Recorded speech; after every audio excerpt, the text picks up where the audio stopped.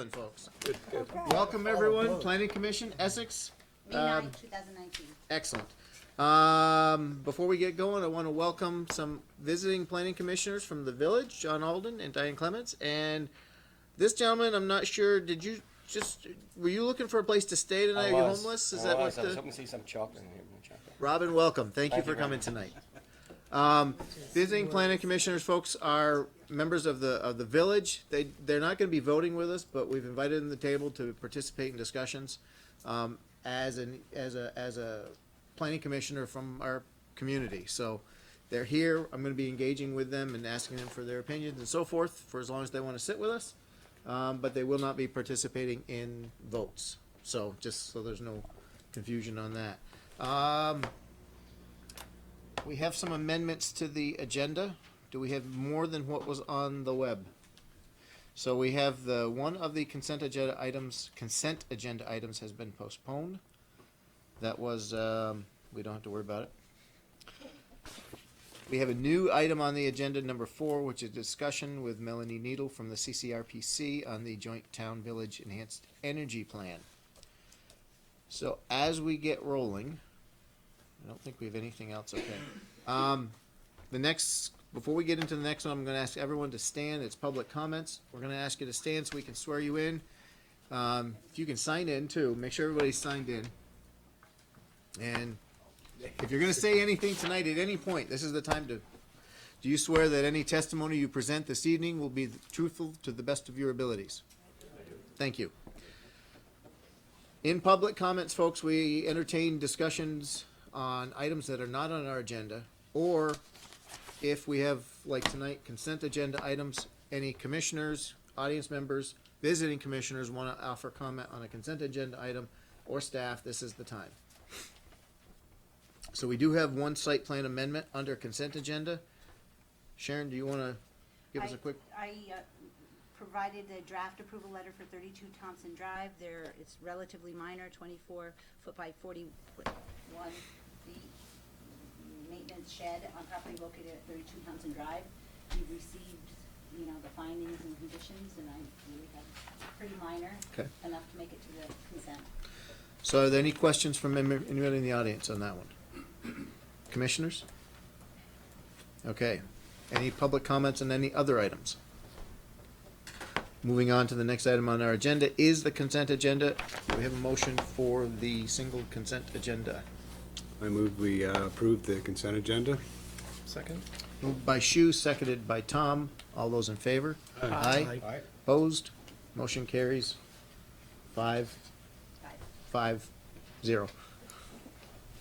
Melanie, welcome. Thank you. You're on. It's great to be here. Again. Thank you for having me. I will first just give a brief overview of the background and implications of the Enhanced Energy Plan. I think all the Planning Commission members and the Visiting Planning Commission members are familiar with the process, but for the benefit of the public, I think it would be helpful. So the Essex community, which refers to both the village and the town, started a process to develop an enhanced energy plan.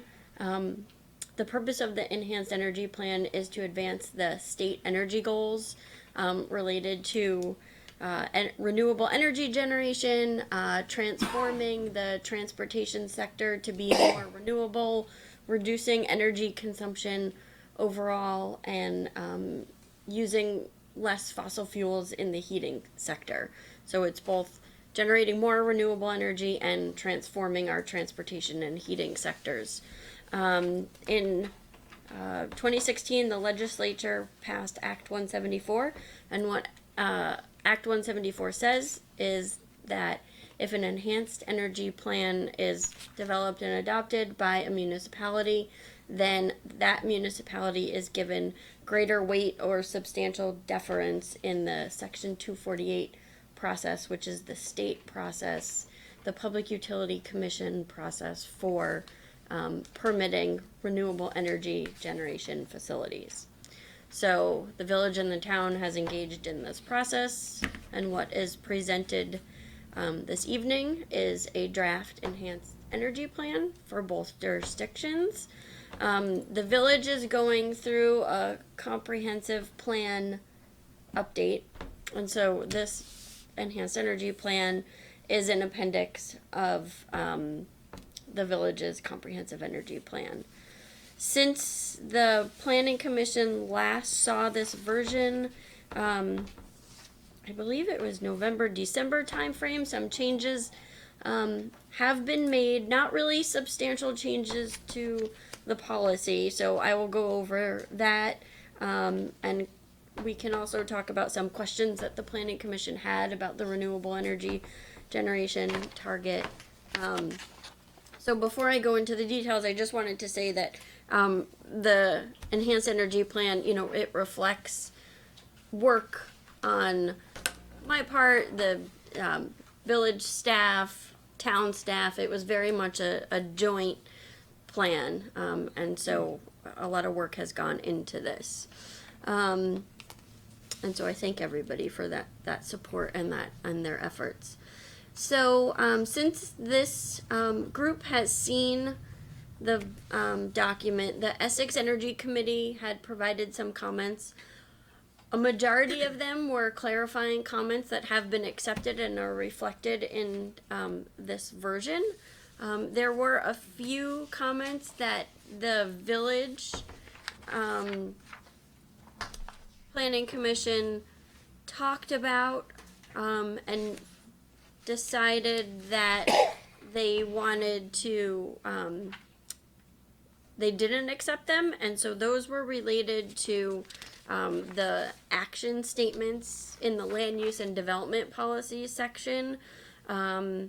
It's really the debate was related to the action to consider the Vermont Building Energy Stretch Code.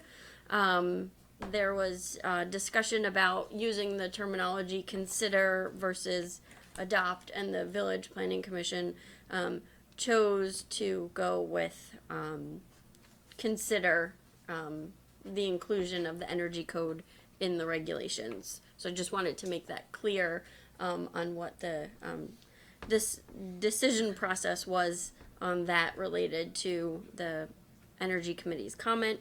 That sentiment also applies to the policy for in that same section in the land use and development policies. Is there any? Yeah, so it's page 8, and I don't know if you're looking at the online version. So it's section B, implementation, land use and development policies. So the current version reflects just the sentiment to consider these changes in the zoning regulations as opposed to stronger language to adopt them. So it's more flexible languages in the current version, and that relates to action 1 and action 4, as well as action 5 in section B under land use and development policies. The other change that didn't get accepted is related to, and I'm sorry, I'm going backwards, the citing policy, section 2 citing policy, action number, or policy number 4. The intent of policy number 4 is to encourage generation facilities only in the industrial zoned portions of the town. The Essex Energy Committee proposed an additional statement to that action saying exceptions may occur through municipal preferred site designation, and I needed a little bit more clarification from the Energy Committee, and it didn't meet the schedule of the Planning Commission, so that one got left out. But I think that change could be brought forward in the next version of this. I think that makes sense. Is that the memo that from Will? It's related.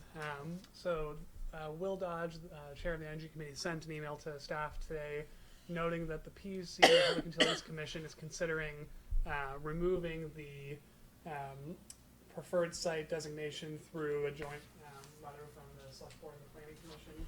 So I think he wanted the Planning Commission to be aware of that, and weigh in on their opinion on that process, and certainly we do that through putting that in the policy of the energy plan.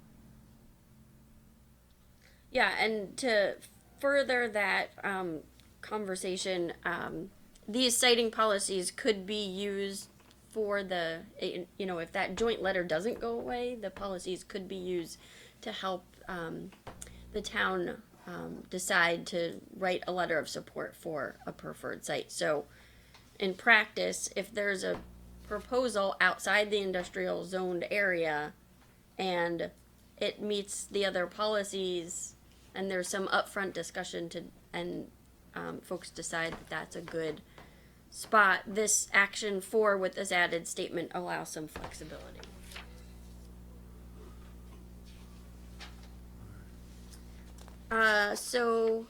Additional changes include a clarification. I have it on page 20, but for those following along online, it is section 3, electricity. The beginning of the paragraph starts with supplying the community's electricity needs. This is a clarification about how the renewable energy generation target was developed from CCRPC's methodology. Initially, the way our methodology works, we're saying that 32 acres they provide enough potential for the community to meet the target. And the Planning Commission had some questions about that, given that it's such a large chunk of area. And the reason why it's 3,200 is because the community doesn't have enough prime solar area, and prime solar area is area that is free from any kind of environmental constraints. So it's 100% from our analysis available for solar generation. Because there's not enough to meet the target, we're relying on what we call base solar. And base solar is areas that have high solar potential, and there may be a presence of some possible constraints that could be mitigated. Can you define constraints? Yes, certainly. So the constraints, they're usually natural resource related in nature. So the known constraints are 100% restrictive. You can't put anything on a known constraint. And a known constraint, an example is the floodway, the river corridor, areas that are prone to inundation and erosion, rare natural threatened and endangered communities, vernal pools, those are seasonal wetlands, and then wetlands. The community also has local constraints. The ones that I just identified are state constraints that the state will weigh in on through the 248 process. The known constraints from the municipality are steep slopes and areas, recreation and conservation areas within the resource preservation industrial district. There's also possible constraints. So those are the ones that have a little bit more flexibility, and an applicant can, orient the project to avoid those or do some mitigation according to the siting policies.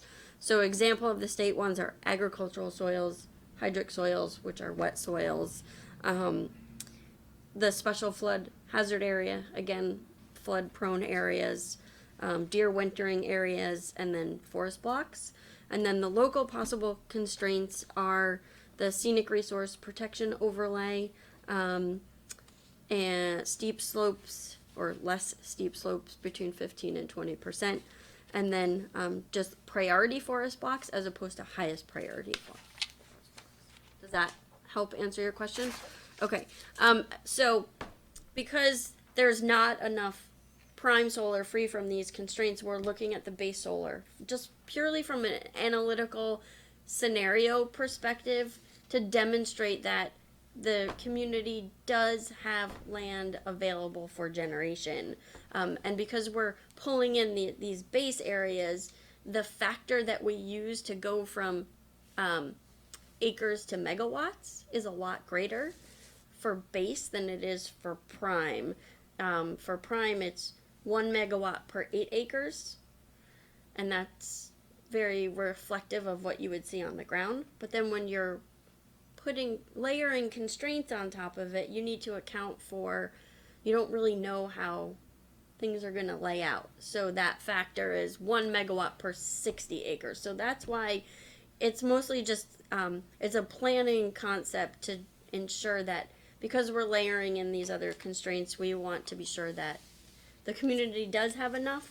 But in all actuality, from this estimation, when, 20 years from now, whenever this happens, we don't know what the future is going to be like. It's only about 1,100 acres for solar generation under this scenario. Technology will change as we go forward. This is based on one scenario. So we've added an explanation to the renewable energy generation section on that. The other change relates to the design review standards. Initially, we had proposed these design review standards to be stronger, but and the design review standards were based on rooftop solar. But the way the Section 248 process works, there in practice, the community isn't invited to participate for rooftop solar less than 500 kW. Those get permitted through a registration process. So the aesthetic standards are in here as best practices. And there's a statement in the siting policies that would alert any applicant to that and encourage an applicant to come in and talk to staff before they put in their pre-45-day petition.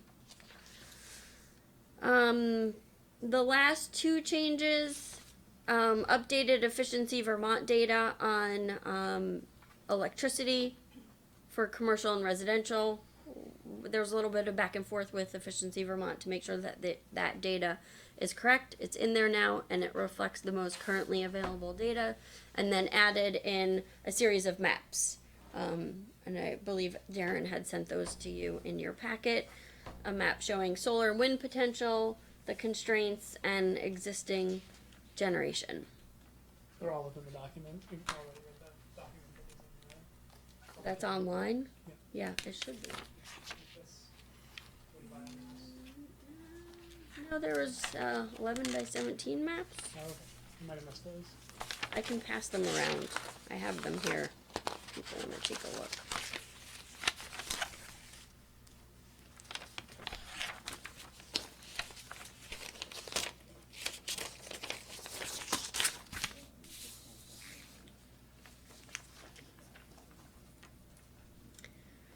Do you want to talk about the schedule? Sure. Let's do it. Or So we'll get questions in just a sec, but we just want to go over the timeline for adoption because it's a joint plan and because the village is doing it as part of their comprehensive plan, but the town is not amending the town plan to incorporate this right away. So we're hoping to get final comments and any changes tonight and get this forwarded to the select board for approval in the town, and then in the village you've already warned your public hearings for the comprehensive plan, so it's going forward as on that timeline and will be voted on in August, correct? August 13th. So mostly we just want to reiterate that we want to try and get any changes that need to be made in now so that it doesn't it can make it into the village's version that gets adopted in their plan, and try to keep the versions the same if possible. And this is also being presented to the trustees and the select board members on June 3rd. So it doesn't sound like we have a lot of changes to really talk about too much. We mostly wanted to go over that issue that you talked about last time, the acreage dedicated to solar based on those calculations and assumptions, and make sure that you were comfortable with the explanation and the implications. Everything else is, as Melanie described, relatively minor changes. So right now, solar is supposed to be sited in industrial areas, but if this joint letter goes out, you consider other places. Large scale solar, so Large scale, 500 right, kilowatts yeah. or greater. Yep. Right. And then are there, if that's kind of opened up, are there any restrictions to large scale solar?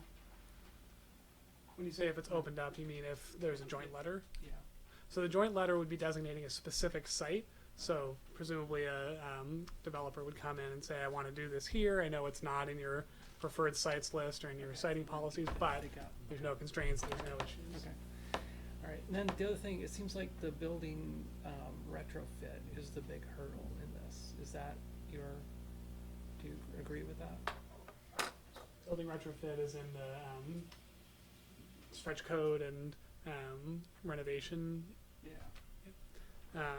And I'm not sure what the village discussed exactly, but I know in the town we've also discussed the issue of, if you require that stretch code, it's can have implications on, the ability of a developer to make that cost effective, and that we're just not, technology isn't at a level yet where we can reliably require that, even though we would like to see that as much as possible.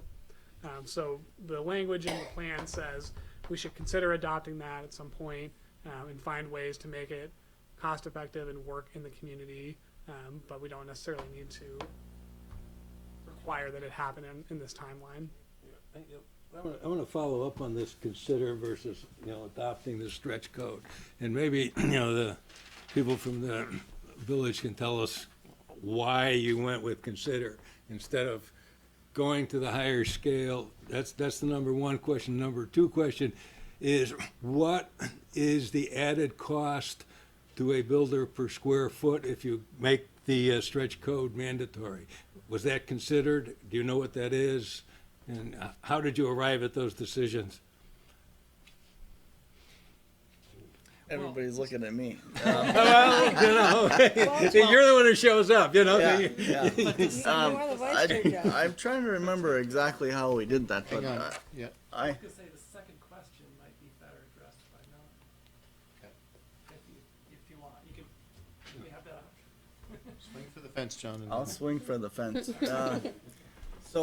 In my profession as an architect, we're faced with the stretch code all the time, and I know it's ratcheting up according to the state policy to try and hit a certain target by 2030 and then 2050. So there's already the state's already making progress on pushing people ahead, and we're relatively swayed by the affordability issue on the other hand, which tends to slow that progression down. So we felt that it was more appropriate to try and find ways to maintain affordability in housing and just add the stretch code in as possibly one way to provide incentive for people to get other developing bonuses rather than mandate it.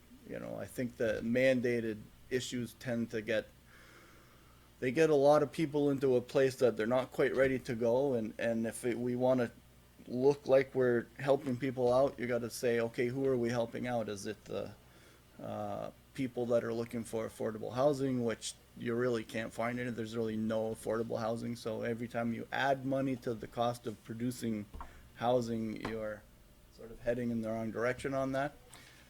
Technically, it's possible. You can do it. I mean, we've got issues at the state level that are aimed at trying to make us hit those targets faster.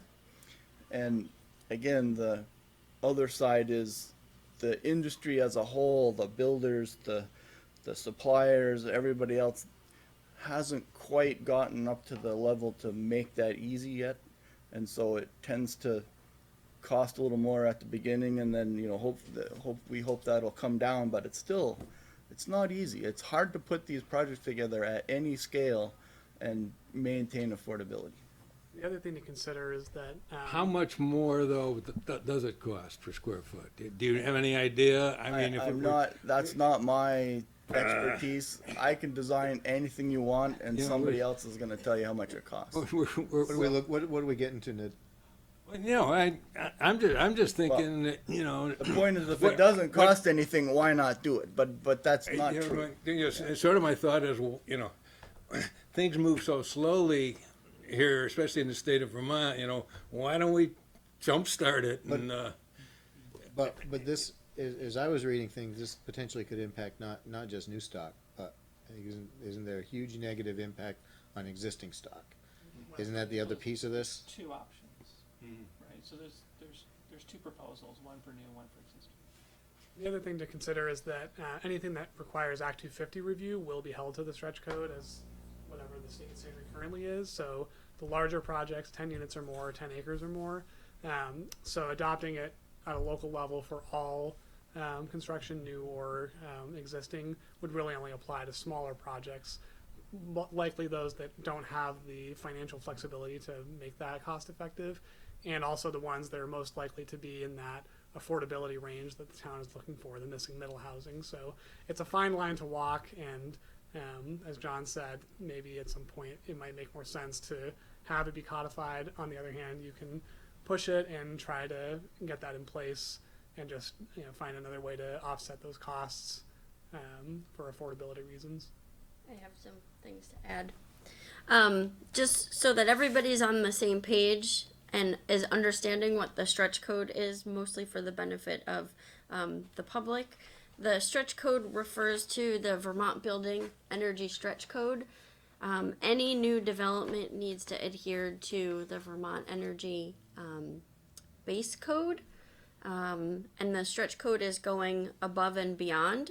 And so that means that a building that is adhering to the stretch code, that building would have improved insulation and air sealing and more energy efficient heating systems. So that's what we're talking about.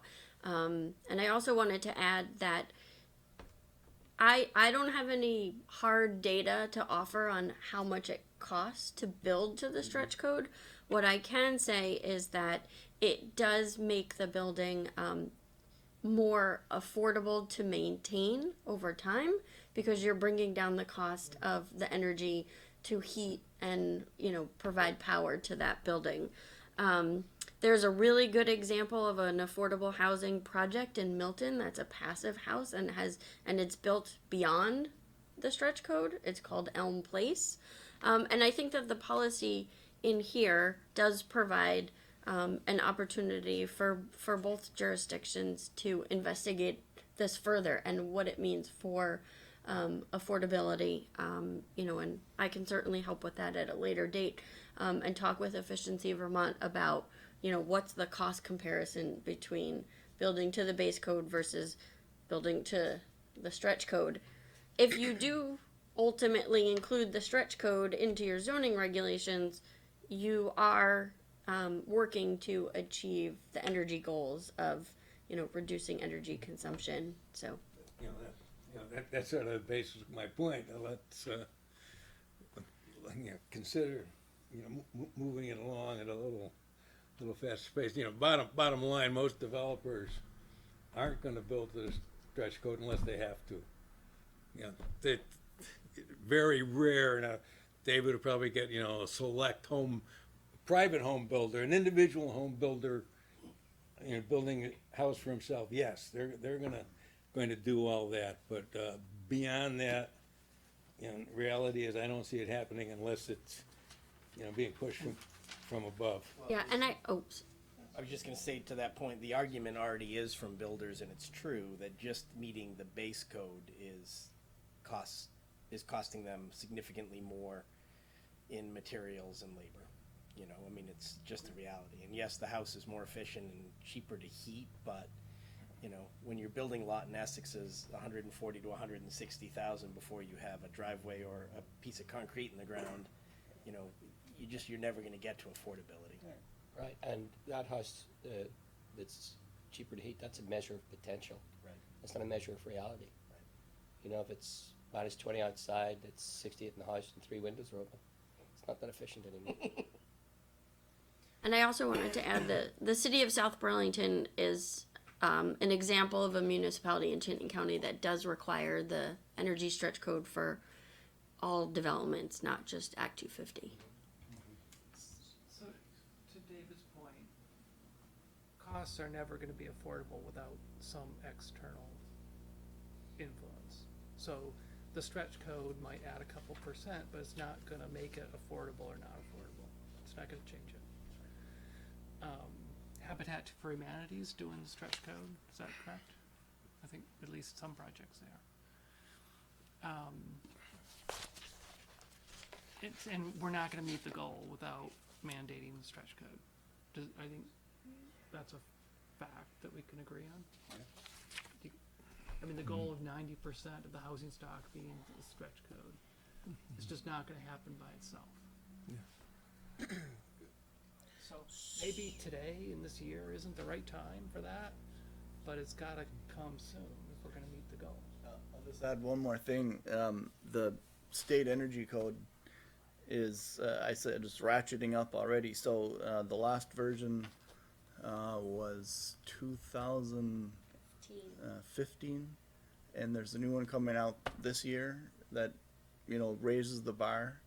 So it's higher than the old stretch code, right? So then there's the new level, and then there's a new stretch code, and then 3 or 4 more years from now, you get another ratchet up and another stretch code. So whether you do anything or not, the state's already jumping you up, and it happens at an increment that they've established, and it's on pace to hit their target by their target year. So it's happening. The discussion that we're having with the AIA Vermont and other organizations around the state is, you know, can we really do it faster? Like, why are we, you know, we're building a certain number of houses between now and when we get to that target goal period. Is it reasonable to just push everyone right to the end goal now? And that's an ongoing discussion. So I think we're already seeing houses are definitely more efficient. I mean, Oh, I know, yeah. 5 years ago, barely any builders were using spray foam for box seals and doing, you know, that level. And now I don't sell any new construction that isn't tighter, better, you know. So I think it's the combination of the code changing, the price and of the technology is coming down. I think it's happening a little bit on its own, probably not as fast as we'd like, but it's happening. So, let me I have another just, question, go ahead. go ahead, because I'm gonna redirect in a second. Big question, can you walk us through what you had in mind when you talk about lead density bonuses? So there already is a process, I believe, in the town zoning regulations that allows density bonuses for lead certification. For PUDs. For PUDs, okay. And so, yeah, Darren, jump in anytime. My understanding is that this isn't necessarily taken advantage of very extensively, so that was just setting the foundation for taking a look at that in the future. Yeah, in our density bonus section in the plan unit development article, we have a number of incentives that don't really get used very much. Right now, it's a 25% density bonus for achieving, I think, any LEED certification. So the action 5, consider reviewing the process for LEED density bonuses to increase utilization in the town, would be to say, what can we do to make those bonuses effective for a developer and allow them to actually utilize it to get that, make a project more viable. Because obviously what we're giving out as a density bonus is not enough for them to take advantage of it. So will you guys be coming back in a couple of years with recommendations to change the density bonus, or to require the stretch goals? So this set of actions is like any of the actions in the town plan, except that we're not adopting it in the town plan yet. Once the town ratifies it as adopted, at that point it would sort of get on the to-do list. We could still do it sooner than that, and maybe we will, depending on what the, project schedule is. But at least in the village, if this gets adopted as part of the comprehensive plan, you'll start following those actions, right? So let me jump in for a second, because I want to make sure we're aiming for the right target. My understanding is that we're looking to have a shared comprehensive energy plan. And I see that the village, if they've chosen to insert the word consider, I don't see that prohibits us from putting regulations in place to require ahead of this. So I actually would suggest that we accept and agree with the language that the village has put in, because they've already done work on this. It doesn't prohibit us from putting regulations in place that go above it. We've identified it as an item of concern, so we can regulate beyond this. But this allows us not to have that go back to them and ask them to re-ratify or to have two different documents. So I don't think we lose anything by using the word consider, because it identifies it as a target. It identifies it as something we want to get to. And if in the future, I think it's interesting that as the base requirements are going up at the state level, it's going to increase anyways, independent of us. So I actually would just say I don't have a concern at all with the words consider. It doesn't prohibit us from ratcheting up, but it allows us to stay in sync with the village and have one plan. So that would be my recommendation for today is, I think if there's something from, the Economic Development or Energy Committee that is new to both commissions, that's different. But I'm actually very comfortable with what they've put in. You want to open it up for public comment? Momentarily. I want to get the rest of the commission and the village on this. I think you guys have already done the work on it. Right, I mean, we won't need to be doing our LDC in 2 years before it expires. So putting something more than consider would be possible in there. Of course, we'll probably be working on that in the next year or so. Yeah. So, I mean, but as the state regulations keep ratcheting up, just having that base is we could ratchet things up, without saying that they have to go to the ultimate end, which also means it sounds like to me the stretch code is gonna continue to get ratcheted too. So the state could eventually require us all to adopt the stretch code, above and beyond where we currently are. So we may be, maybe having just a semantics conversation versus a practical one. John, you've been real quiet. The microphone's right there. Yeah, but you're quite far away, so. Yeah, I'm actually fine with it, given the fact that we can noodle around it later on. So I think we don't want to set a low bar when we do the regulations. And this, like with any of the overlying plans, town plans and so forth, it enables us to go forward. It doesn't tell us how far we can go with it, but it does enable us to go forward. Comments? Anyone in the audience? Yes, sir. I'm not speaking as a committee member. But if you could say your name for the tape. David Scopin, and I'm not speaking as a community, a committee member. I'm speaking as a resident of the Earth. And I recently came across, I've been reading all the climate change material that's come down, a lot from the government, a lot from individuals. And I frequently get the feeling as though this is a topic that we have somewhere off to the side, but we never bring it in when we're trying to make really important decisions like we are right now. And I think that a young woman, or actually a child in Sweden, and you can find her on the internet, it's Greta Thunberg. And she has a very simple message that she delivered in Poland in December. And she's delivered it on the TED Talk. It's only 11 minutes long. You can Google it. And basically what she's saying is that she looks around and the adults are not acting as though they're frightened and they want to act boldly and actually address the problem. They're saying, we're going to work towards this, and maybe by 2050 we'll be at 90%. By then, it'll be possibly too late. And if we don't believe that, we can confirm this for ourselves by simply going on the internet and seeing what scientists are saying is happening to Mother Earth.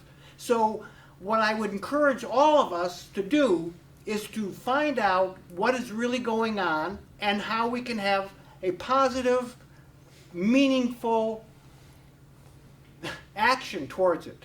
And I think we're heading in the right direction, and we're cautious, and we want to make sure we have all our ducks in a row, but the house is on fire, and we have to act boldly and decisively. Thank you. Thank you. Can you say that name again for that TED Talk? Yes, it's the young woman is Greta. Her last name is Thunberg, and she has a disarming case to act on climate change. It's like I said, it's 11 minutes, and I think you'll find it very moving. Anyone else?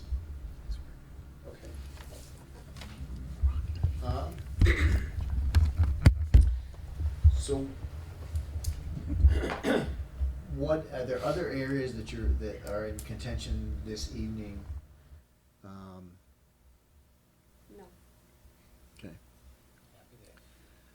I'm not. Are we looking at this point for a motion on this? Yes, absolutely. So when we do address this again in a couple years, I think data is important. Costs for stretch goals at that time, and also the renovating the existing stock. I think that's the big thing, and so we need some data to go with that recommendation. Yes, I agree with that. And the Regional Planning Commission has a relationship with Efficiency Vermont, GMP, other utilities, the Energy Action Network. You may be familiar with the Community Energy Dashboard. That dashboard is intended to be redone with a lot of the data metrics that a municipality can use to track their progress. So you can go on and look at data for Essex and see the number of retrofits or the number of electric vehicles. Yeah. So we're moving towards that progression of getting hard or estimated data to measure our progress. Yes. Right. I wasn't Yeah. really talking about progress. I was talking about costs. You're Okay. asking us to impose costs on ourselves and our neighbors, and we need to know what those costs are. And I think that's important when we get to this discussion. Yeah.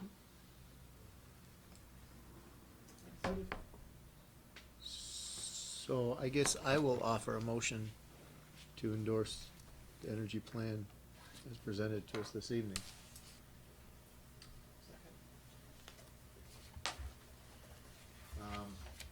Do you need anything beyond just a simple endorsement at this point for that, or is that sufficient to move it forward? We'll move it forward, we'll take it to the select board and trustees jointly, and they'll have their chance to weigh in. And then after that, it's one more public hearing on the village comprehensive plan, or will that be before? select board? When's the joint trustee select board meeting? June 3rd. June 3rd. Okay, and then after that, the trustees will have their first public hearing Up there, like, on the July 13th. 13th, and then their final one is August 13th. Yeah. So that will move it forward, your motion tonight. So we have a motion, moved, seconded. Any additional discussion? All those in favor? Aye. Opposed? Motion carries 5-0. Thank you. Thank you, guys. Thank you. Thank you, Melanie. Excuse me? Thank you. Yeah, way to go. Yeah. We're almost there. Thank you, folks. Are you guys stick around? Thursday was Excellent. Thanks. We had some folks come in a little bit late. Want to make sure everybody has signed in. Yes. And anybody who wasn't here when I swore folks in, I'd like to do it now before we go to the next round. So anybody who's going to be commenting on anything left on our agenda, could you please rise? If you're not, I got a pretty good air who it was, and I will not be entertaining comments from you. Fair enough. The next item on our agenda this evening is a site plan amendment, master plan amendment, public hearing, HDI Real Estate. This is a proposal to convert 2945 square feet of existing commercial space into 3 residential units. Staff, who is presenting? I'm presenting on this one. Aaron, can you give us a rundown? Yes. So the proposal is fairly simple, just converting existing commercial to residential space in a building in the town center. Yep. You want to pause? I'll get it.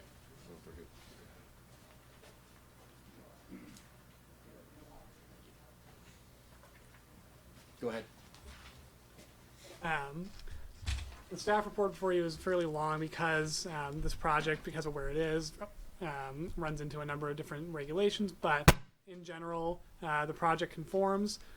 Some questions that staff had that we considered and ultimately came to a decision on were, does it conform to the town center master plan from 1991, currently in effect regarding ground floor commercial only and upper floor residential only, or at least that's the recommendation in the town center master plan.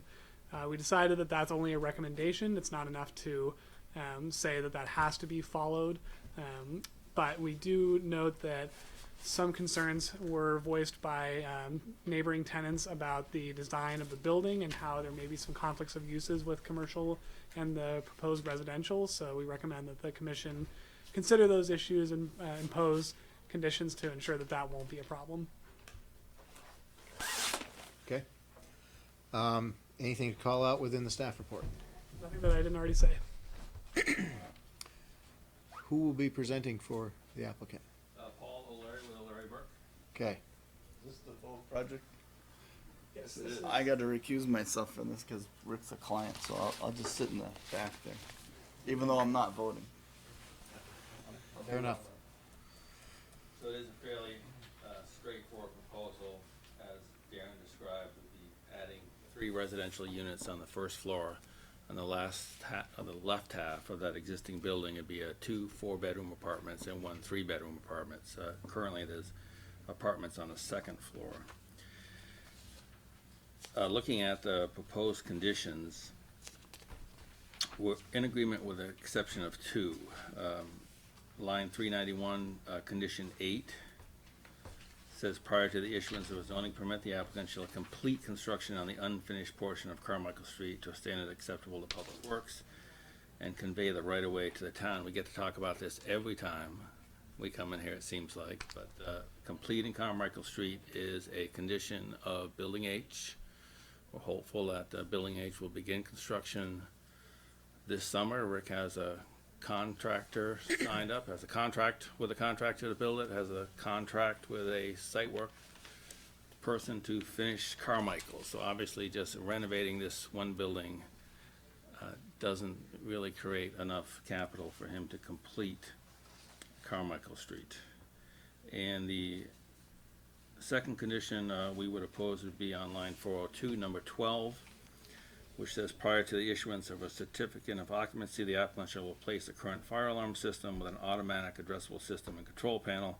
Applicant shall work with the fire department to design and install the system. It's a renovation of an existing building. It has an existing fire control system in it. It's not the latest and greatest standards, but in our case, we don't have formal fire regulations. We typically rely on the state fire prevention office to determine if there needs to be upgrades and determine what those upgrades need to be. And so I would suggest that you either strike that condition or you rewrite it to say the applicant shall replace the current fire alarm system with whatever is required by the state of Vermont fire prevention folks.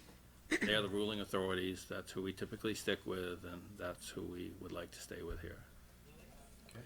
Other than that, we have no comments. We're fine with staff suggestion to provide interior locked access to the restrooms are on the first floor, and we're good to go. Okay. Questions staff. Jamie? So, I just would like to add that, in the staff report somewhere, speaks to outstanding violations. And, as Darren mentioned, we have had some comments from some, that I'm sure you'll hear from with some tenants. Currently, the building is set up so that only commercial is accessed through one, residential is accessed outside of the commercial area. So I think the planning commission, if they are going to entertain converting, commercial to residential, they access it, I don't know how, but not being shared with the commercial unit. So I guess just going forward, that's a little, something to further discuss. I guess I don't understand the objection to accessing the residential through that same hallway. So, and again, I think I will defer to let the residents speak to So why let's, we let's, do let's, that. if you have more thoughts, Yep. let's go through. So, condition 8, I believe with, Paul is right, it is a condition of building H for the road. However, at the time, the planning commission, that was the next expected project of Mr. Bove to be done. And it has been difficult, the road has been difficult, we have been expecting it to be done before now, have had violations, not that I've issued formal ones, but it got to the point where, the town had to step in and close off the private gravelled drive because it wasn't being maintained. And folks were now driving on the, bike path, or I'm sorry, the pedestrian path with their vehicles, and we were getting complaints from a tenant who was in a wheelchair. So it's just, I guess the point I'm trying to make is it's been a very difficult situation up at the town center. And I've had a very hard time as zoning administrator reaching Mr. Bove and trying to get some corrections done. So again, maybe more discussion as the time goes on. And let's see, I think I had one more thing. I'm sorry, what? Okay, sorry, let's see. And I do agree about condition 12. We should stay in line with what we've done, which is, it's, you know, the fire department often asks for things that aren't, that we don't have the right to ask for. So I think either strike it, because they will have to get their own state permit, or change it as he suggested. That's all I have. Can I ask a question, Sharon?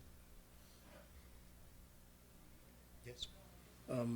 Can you educate me on the violation process for the town? So if a violation's issued, is there a time frame for curing? There is, and let me just refresh my memory.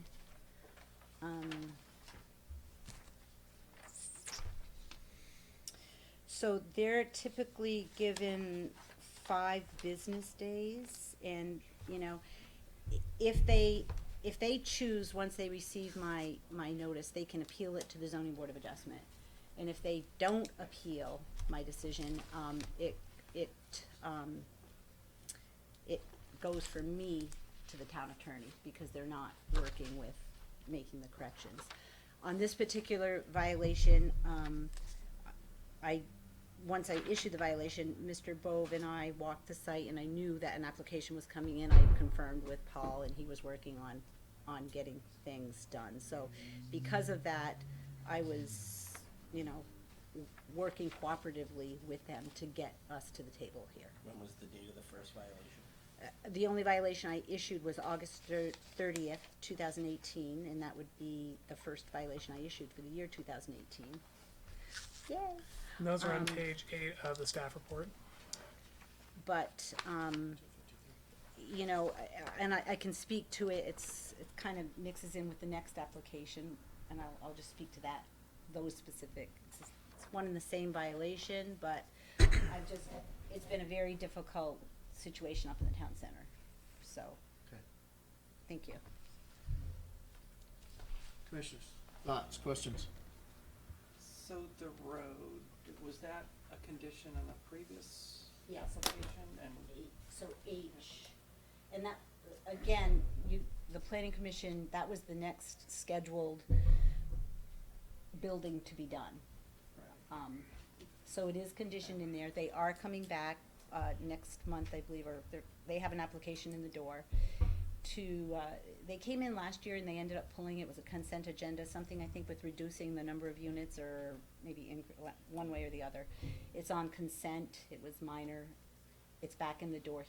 Mr. Bove pulled the application because I think financing maybe fell through, I'm not quite sure, but he's back in the door. And his intention is to build it this summer, but it's not a sure thing. So again, your decision when you conditioned it for building H was because that was the next expected renovation building the next constructed building to be done was building H. So my recollection is that we had an agreement, but we didn't condition it, that the gravel would be maintained to be an open roadway and in a maintained condition so that there was connectivity, and that was an agreement with, forget which building. Well, this one was G and H, and then it went back to just separated G and H, so. H was approved, and then we came in with X, which is where Jules is, and then we came in with N, which is where the dentist is, and the conversation then was, should we complete the road, and I argued that those buildings weren't of sufficient size to enable Mr. Bove to complete the infrastructure. So that, I believe, it was part of those that you conditioned the gravel road. We had that, and then that was, the expectation was that was gonna be maintained as, connectivity until H. Until H got built and the road got finished. So, and That's I think correct. we lost that feature due to the road not being maintained, so we don't have connectivity. And I think I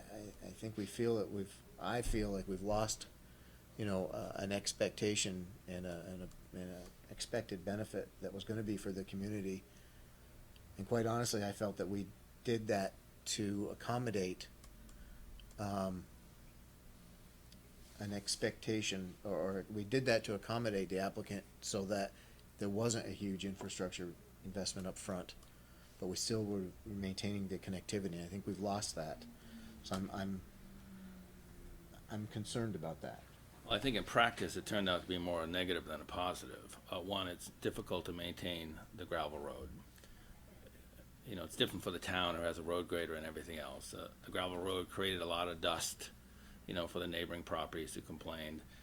Made it difficult for people traveling on the bituminous sidewalk next to it that we did complete. That was part of the agreement, just that you got a gravel road and cars going by, they throw rocks and. So we don't have to, So, and the town was right. I mean, Mr. Bove likely didn't do as good a job as maintaining that gravel road as he could have, but on the other hand, Mr. Bove doesn't have the resources that the town had. he actually didn't stand up to swear in, so if you wanna stand up, I'll swear you in.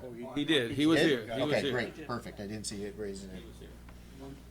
Go ahead. One thing that the road did turn into was a little speedway for as short a distance as it was for little four-wheel drive vehicles, and that's why a lot of gravel was being thrown onto the sidewalk.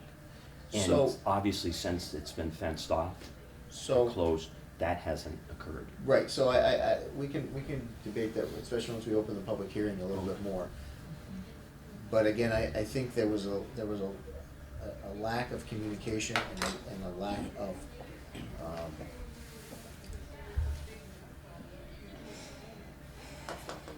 I guess I'm disappointed that we didn't have communication on that. And it came down to an enforcement issue from Public Works instead of a conversation with the developer to adjust an agreed upon approach. I think that's where I'm falling, that's where I'm stuck on right now. I understand that there were conditions, and I think with discussion, we might have gotten to it, we probably would have gotten a different place, but nothing happened whatsoever, so. We'll keep kicking this a little bit, but thoughts, anything, Ned? Yeah, I guess you have one thought, maybe you can answer it quickly. I mean, Sharon wrote up a violation of that backside of that building last August, and we're 9 months down, and now finally we're doing something about it. I question how responsible that is. That really looks like a dump back there now, where those dumpsters are. And I can't believe people living there have been living with it that long. And I just don't think, we've got someone who's responsive, and that worries me. Not sure we can do much about it, but, certainly going forward, it's gonna look a lot harder at things. Okay. John? No comment. David? Good. I'd take a motion to open the public hearing. So moved. Second. Moved by Shu, seconded by Tom. All those in favor? Aye. Aye. Motion passes. Public hearing is now open, 5-0. Public hearing is open, folks, so comments, questions on this application, we're welcome to entertain, and they should come to us. If you can just state your name for the record when you stand up, you got it. Mind if I come up and sit? You, please. Just be careful, that mic is really touchy, so if you can avoid touching it, that would be good. I won't touch it. It's really touchy. My name's William Purdy. I'm a oral maxillofacial surgeon. I occupy about 3,600 square feet of office space on the first floor of HR Michael Street. That is across the hall from the proposed residential apartments. When I first moved into the property, I was involved with the, well, first of all, I sent in a letter, and I think you probably all have a copy of it, dated March 7th, and I don't want to kind of repeat all of it, but I have many, many reasons for opposition to conversion of this commercial office space into residential space. And I'll give you a few of the reasons. Primarily, it is because of security of my office. And I'm going to read one paragraph that kind of summarizes it. I think it's easiest to do this. The common area that includes the hallway connecting the first floor offices, which includes now the proposed apartments, which my office is on that first floor in the common area. It also allows access to the elevator to second floor offices, and we lock these doors, one on the Carmichael Street side and one in the back, every night after leaving the office for security reasons. Being an oral maxillofacial surgeon, I perform surgery in my office under general anesthesia utilizing intravenous controlled substances. Controlled substances remain in my office, and consequently, all of the professional offices maintain locked exterior doors with no access available except for the professional tenants occupying the building. If the offices across the hallway become residential, we will have lost the security and will be at risk for burglary and vandalism. In addition, we maintain patient bathrooms in the hallway to be used exclusively by our patients. If the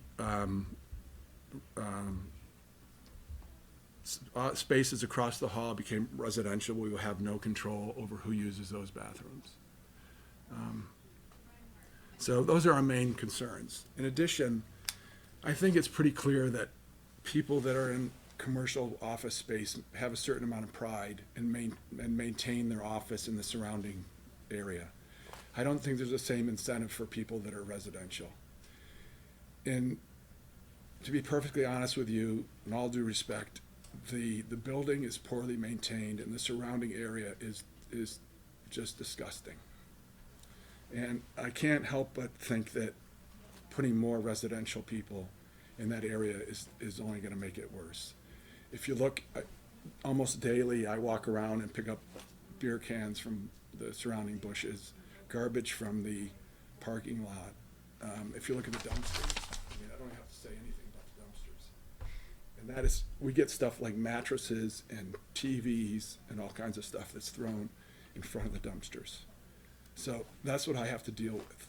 And I think I would prefer to I want to stay where I am. I enjoy my office space, but I think it's imperative that I maintain a lock entrance both in the front and the back, and that it would be best if residential space had their own entrance outside of the common area. So that's my concerns. Thank you. Okay. Yes, please.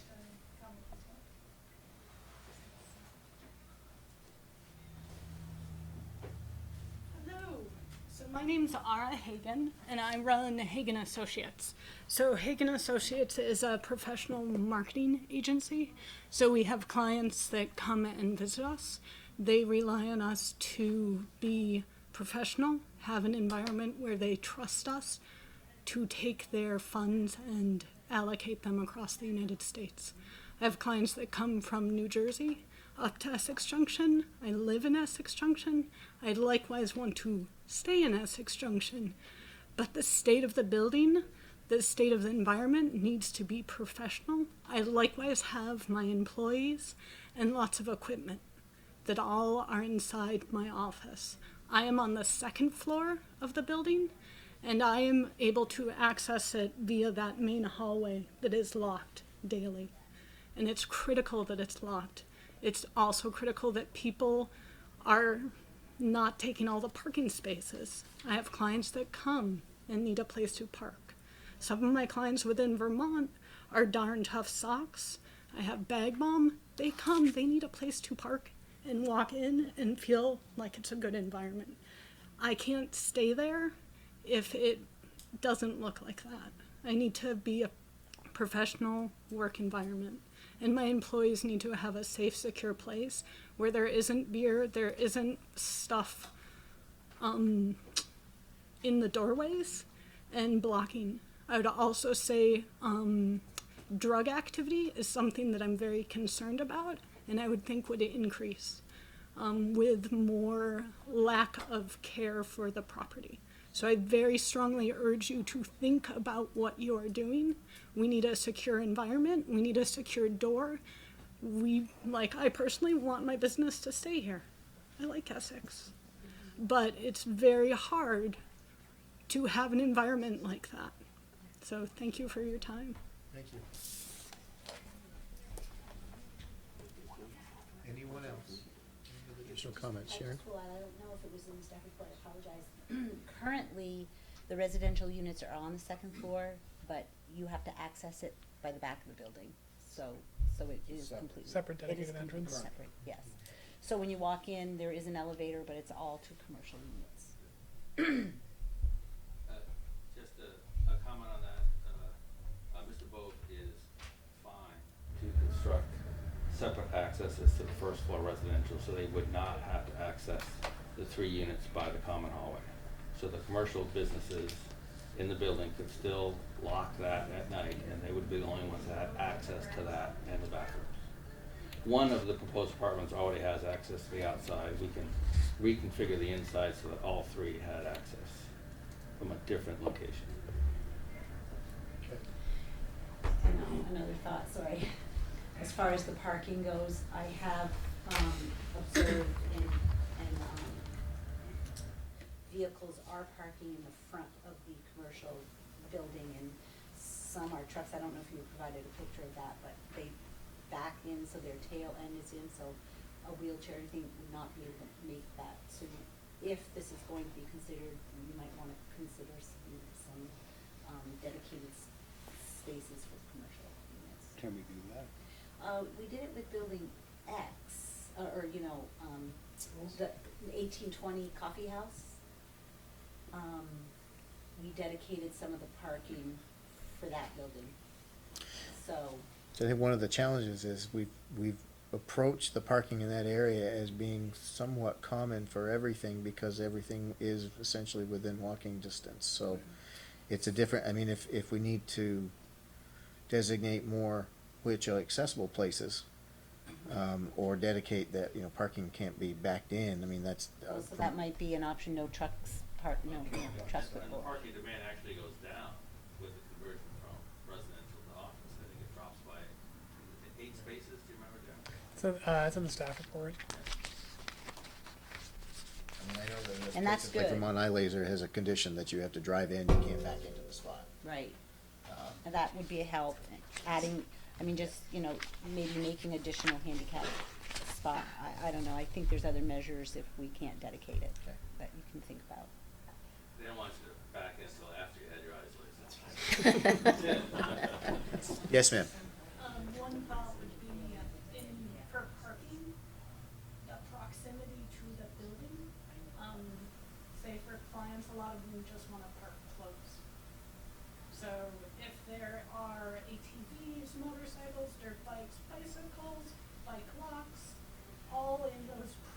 first spots, that is not ideal. I guess I understand the full layout, but there's also a proximity, maybe as a potential thought. Something We'd like that might be, we'd be glad to add in the lease that any tenants in those downstairs apartment buildings have to park in the back. It's hard to enforce, but we'll gladly put it in the It lease. could also be something to the effect of those are commercial spots during business hours. We could sign it for commercial only during, You know, from 8 to 5, so. that, I mean, because it's, Although Carmichael is a public road, so we can't sign it. It'd have to be the select board would have to decide. those, I mean, those are recommendations for you. Darren? I think an alternative I see, that I'll get Paul back to you. identified a little bit was having dedicated spaces for the residential units and indicate to them that these are your spaces, so use those. Would be a better incentive than saying don't use these other spaces. Might accomplish more. I mean, I think it's to restrict some of those, the roadside spots are, I think, is counter to what the overall intent of the area is, which is to share the parking across the entire area. The long-term development of the town center will make this a slightly different situation for parking, I believe. Yeah. Okay. Sir? I think both of us are saying that patients don't only use the Carmichael side of the building, they use the back side of the building as well. In the back side of the building, oftentimes, that's where the residents park their trucks and back them in so that the sidewalk is actually blocked. So that, in some cases, going from a handicap parking spot to the doorway is blocked by a parked vehicle. So I would think the back of the building should be included as well. There's plenty of parking space in that back parking lot for residents. There's more than enough. If So I that's- think if- against the building, it should be. If that's private, once you get off the road, then that's within the realm of the owner to say, you know, commercial spaces only. So that's something we can. Any other questions or comments right now? Commissioners, thoughts? Well, let me throw something on the fire. You can hit me as you want. Especially based on what Sharon has said, I'd like to consider going into a deliberative session on this and potentially a deliberative session on the next one, just because there's so much, there looks to be potential relation. I'd like to hear the next one before I go into a review of this one or a decision process on this one, because I do feel that there's some overlap. I don't know if that's, you know, what are we thinking at this point? What are you guys thinking about this particular application? I'm not comfortable with it. I mean, I don't feel like we necessarily are in a position to be reactive, like trying to punish anybody, but I think we ought to at least acknowledge the fact that there is an issue here with the condition of the building, the condition of the existing tenants that are commercial businesses that are struggling a bit, trying to keep their businesses running and running cleanly. So I haven't decided yet, but I'm leaning towards a no, just so you all know where I'm at. We've got, and I'll go around the table again in a minute, but I mean, there's some things I'd like to have a discussion about, you know, the effect of the violation, because I've been out there. I'm still hanging up on the street. It sounds like the security, much of the security aspects as far as the access can be eliminated by redesigning the access into the buildings. And I think that sounds like it would accommodate, it won't necessarily address the appearance of the outlying parking, and we can roll that in, but it sounds like the security aspect of it can be addressed by redesigning the residential access. So I don't see that being a showstopper, but I'm still in a fuzzy space on the rest of the stuff.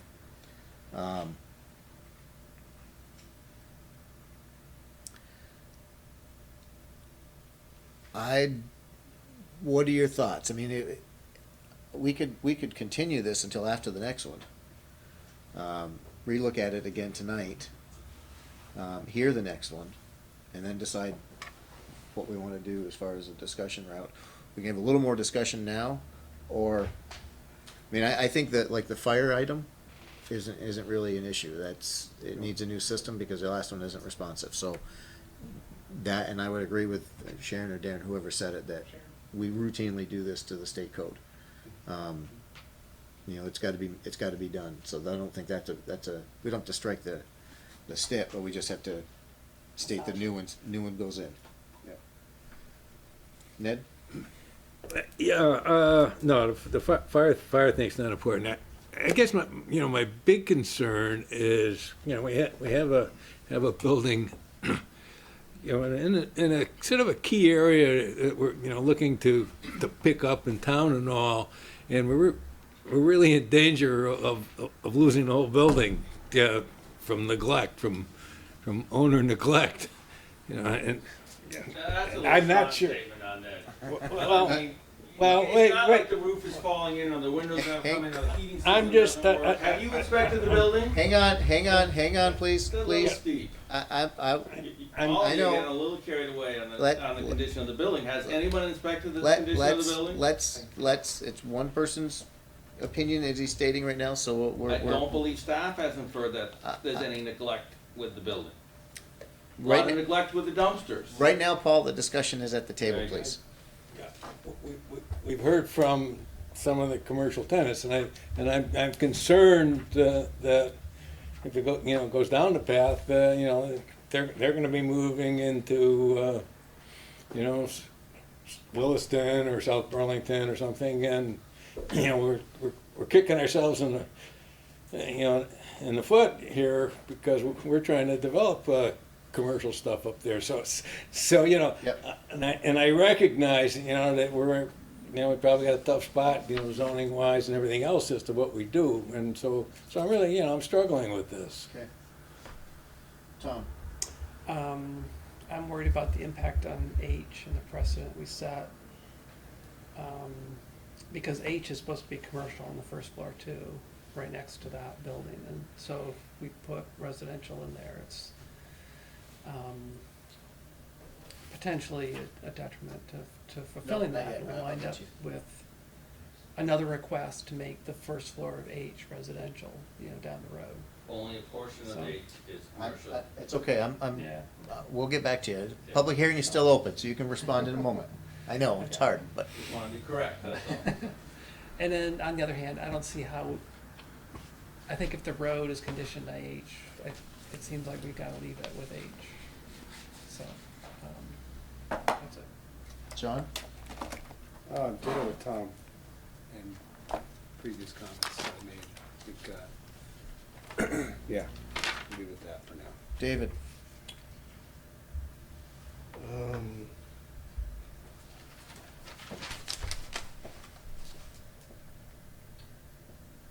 I think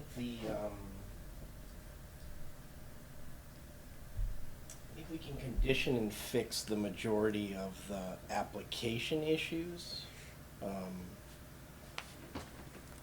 I'll just be candid, I'm struggling with the violations.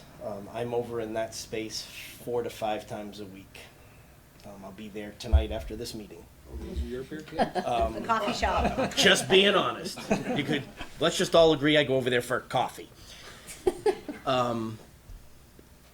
And I also own commercial space, so I'm not throwing stones. I'm at my commercial location every day, and I walk my property every day, and I take pride in my property. And I'm not a building inspector, Paul, but it looks like crap. And it's gotten worse since the violation. That's why I asked. There's now a barrel outside the entry to the apartments next to Cody's. It's overflowing with trash. I mean, I'm there 5 times a week. I'm not kidding you. Whether it's going to the UPS store or maybe he's popping into Cody's. So I'm concerned about the violations, and I want to kind of see what our authority is there, and I want to have a discussion. I want a commitment that something's going to happen, and that's why I think I want to hear the next application. I want the issues fixed. It's our community, and if we have the power to have any influence on not having something look bad there, then I want to fix it. So that's where my head's at. Sir, you're I'm not privy to, the plans for building H, but I kind of question why we need more commercial space when there is commercial space available in the building existing right now. That's number one. Number two is that, talking about taking pride in your commercial space, doing simple things like fixing a door that doesn't close unless you lift the latch up to get it to close. That's one of our exterior doors, and asking for that to be fixed. Having the window separations on the divided light windows as you enter the building on both sides that are all falling apart and are now on the concrete floor or on the sidewalks, having that repaired. These are simple things, and they're just not being maintained. And I can't see how adding more residential is going to increase the probability that that will happen. My concern is that the property, surrounding property will only get worse, that the garbage around the area will get worse, the maintenance and the pride in the building will fall. People, honestly, the people that live there have no incentive to kind of maintain this building. They come and go, they've got an apartment, what do they care? And I see that currently. And my concern is that if we keep adding more residential, even though there's already plans for more commercial space, when we have 2,900 square feet of great commercial space available right now, I just don't see why we're planning another building with more commercial space. That's one question. And I don't see, I'm just frustrated, let's put it this way. I know Mr. Bove is very busy. I know he's got real estate all over the state. I know how busy he is. But it just sometimes gets very frustrating to have been in a building where it was really kept well with the previous landlord. I mean, they were really prideful. They maintained the grounds, they cut the shrubs, they mulched everything, they kept flowers in the flower boxes, they cleaned the garbage out of the parking lot. I just don't see that happening anymore. And I don't see that going forward and putting more residential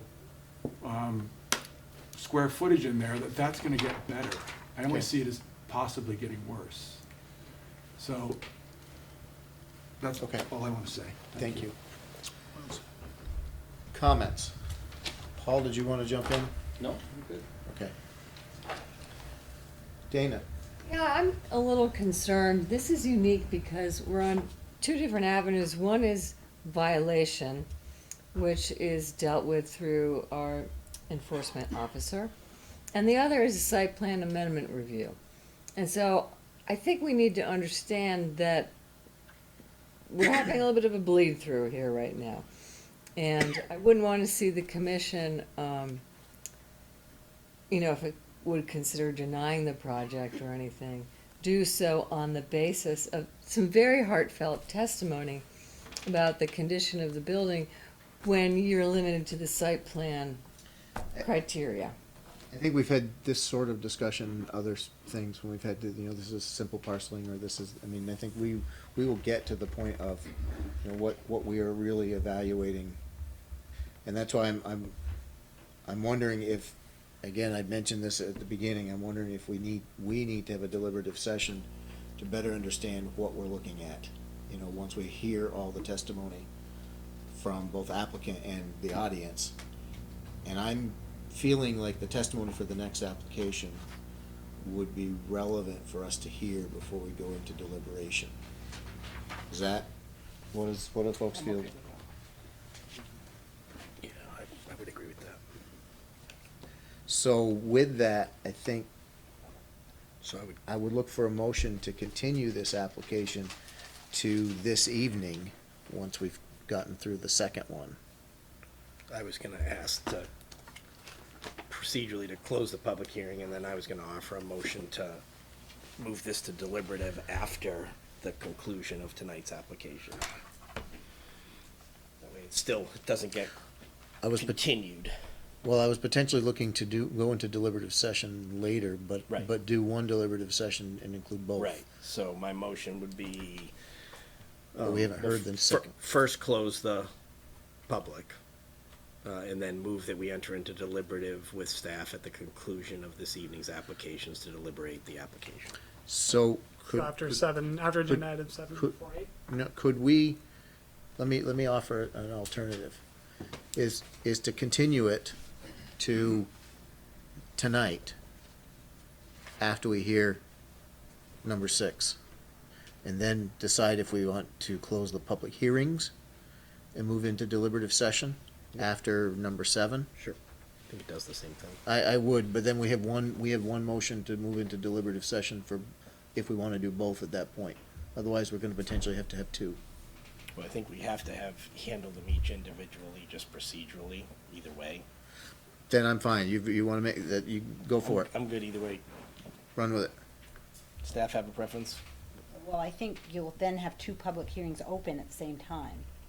So I think it's cleaner if you close a public hearing. So I'll move we close the public hearing. I'll second it. Moved by David, seconded by Shu to close the public hearing on item 5. All those in favor? Aye. Opposed? Motion carries 5-0. So I'll stick with, rather than continue, so I'll just stick with that motion. So move we enter into deliberative session with staff at the conclusion of this evening's applications to deliberate this application. Do we have a second on that? We have a second. Moved by David, seconded by Ned. All those in favor? Aye. Okay, motion carries 5-0. That is number 5. Number 6, moving on now for the site plan amendment public hearing.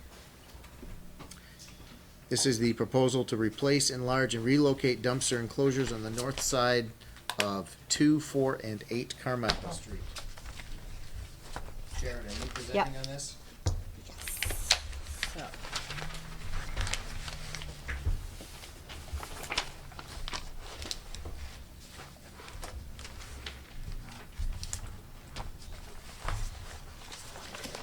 Okay, so,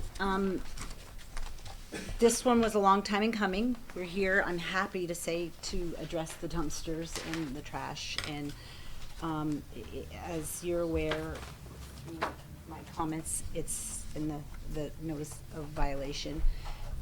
Clearly, the size of the dumpsters and the conditions of the dumpsters is too small. There's just not been enough.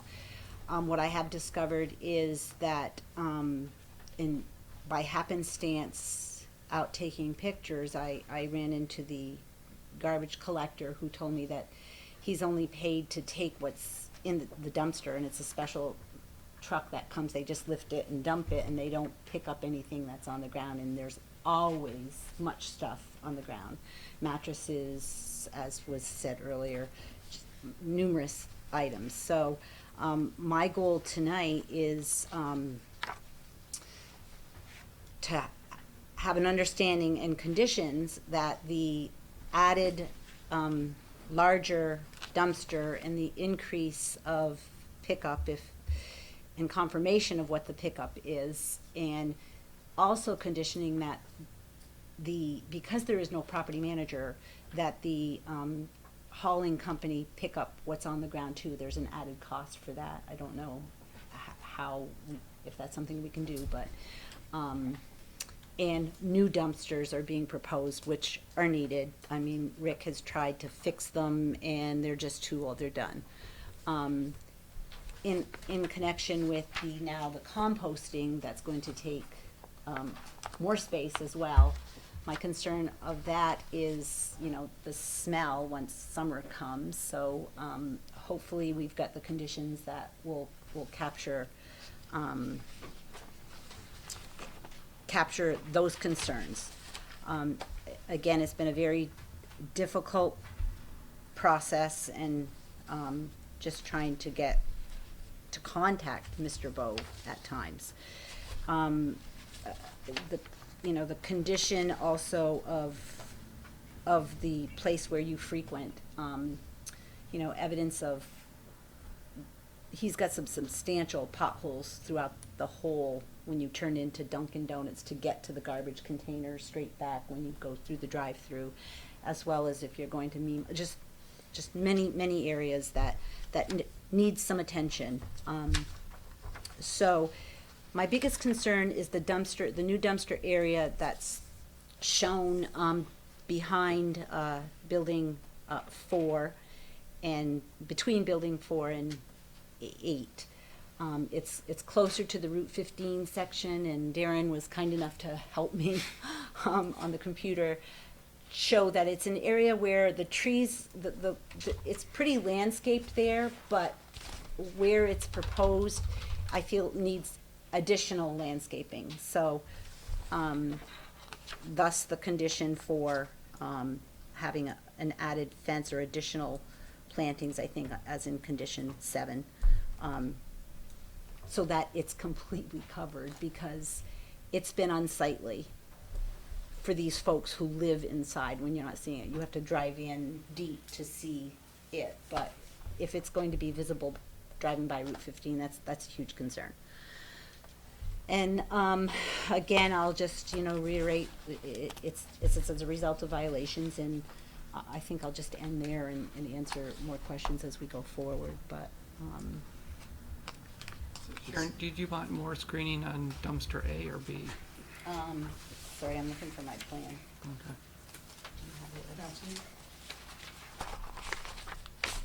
Thank you. Mm-hmm. Here's, yep. So It's between this them, one. but I can't read that. This is B. Okay, yeah, Okay. residential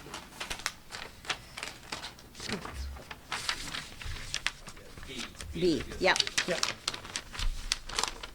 So there is an existing area that's going to stay, correct, Paul, on behind B, but they're adding an additional area, which is also where the composting goes as well. So I personally would like to hear from, the applicant to see if they have any objections to what I've put forth. It's, hopefully it's satisfactory to them, but I think that, again, my biggest concern for, well, it's all concerned. The trash is atrocious. It's been horrid. But especially if you're now driving by Route 15 as your welcoming gateway, just am concerned for that. I was gonna have Andrew just walk through the. Perfect. Andrew, let me know if you need anything on the screen. Nope, this should be good. Yeah, there's 3 dumpster enclosures, dumpster enclosure A. And sorry, that doesn't work on the yeah. screen there, so feel free to point, or you can turn Stand the up and- soundboard on. Yeah, A is between Dunkin' Donuts building and the Cody's building. There's currently a pad with 2 dumpsters in it. We're proposing to add an additional pad for 2 more dumpsters and a compost area. So we're increasing the capacity by double for the dumpsters, and then adding the compost area. Dumpster enclosure B is by building I, yep, where it says sheet 2 there. We will be replacing the fence around the existing dumpster, and then adding a new dumpster pad with double the capacity and a compost area. And then dumpster enclosure C, there have not been any issues with the volume or pickup schedule. We're simply just adding a compost area to be used by Joyce's Noodle House. And then actually dumpster enclosure A, I did not mention this, the fence will be replaced, the existing fence. And when you say fence, you're saying the chain linked? Yep, the new fences, any Basically new what's fences there. or replaced fences will be metal slotted chain link fences.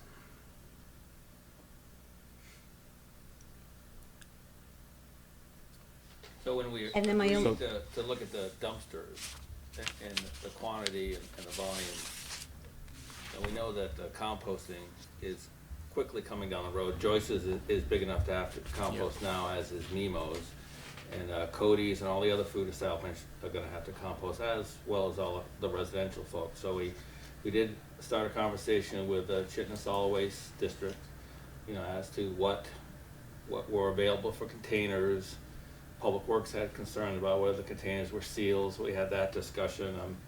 Casella usually provides 64-gallon containers, which when full are extremely heavy. Myers, who we currently contract with, uses 32 gallons, for 2 reasons. One, that's all their trucks will handle, and it's a little easier for someone to push in and out. As you can imagine, if you were a restaurant trying to roll a 64-gallon container full of food waste, it takes, 2 men and a small boy to do that, I think. But so anyways, we decided that we should address the compost issue at the same time. So in most of these areas, we're increasing the dumpster pad to include a spot for the composting. And typically, how the composting works is, each commercial business will have a 32-gallon food composting dumpster, the sealed unit, and they'll wheel it into their place of business. When it's full, they'll wheel it back out and leave it, and then wheel an empty dumpster back in.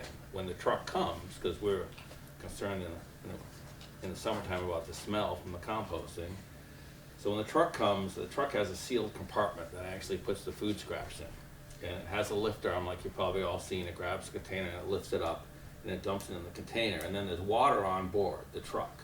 So while the container is up over the top, they can actually spray out the container, and so whatever water they spray goes into the sealed container in the truck. So it's not like he's just washing out on the curb and it runs across the parking lot, which was what public works concerns was. So it's an educational experience for us, talking to CSWD and talking to Myers and about how they intend for this process to work. So with this plan, we've got 4 more dumpsters, trash dumpsters, and then we've got food composting.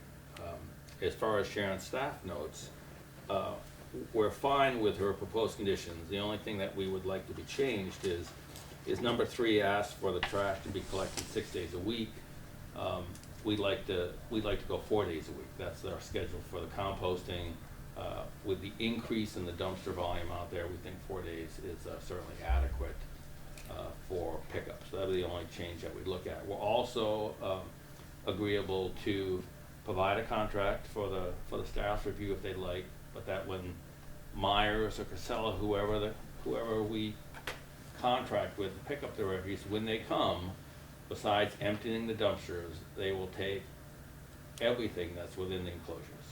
Now obviously Mr. Bove isn't putting the mattresses there and the old furniture. We know they're coming from our tenants, and we know, as someone who has a commercial business and has a dumpster, people have to know that it'll be empty on Friday, and you come in Monday morning and the sucker is full. People just ride around and take advantage, and I think in this case they take some advantage of Mr. Bove, but it is his responsibility to keep the area clean and to remove whatever trash. If he needs to provide better enforcement for the tenants, that's on him to do that. But we're willing to agree to pick up all the refuse that's within the enclosures.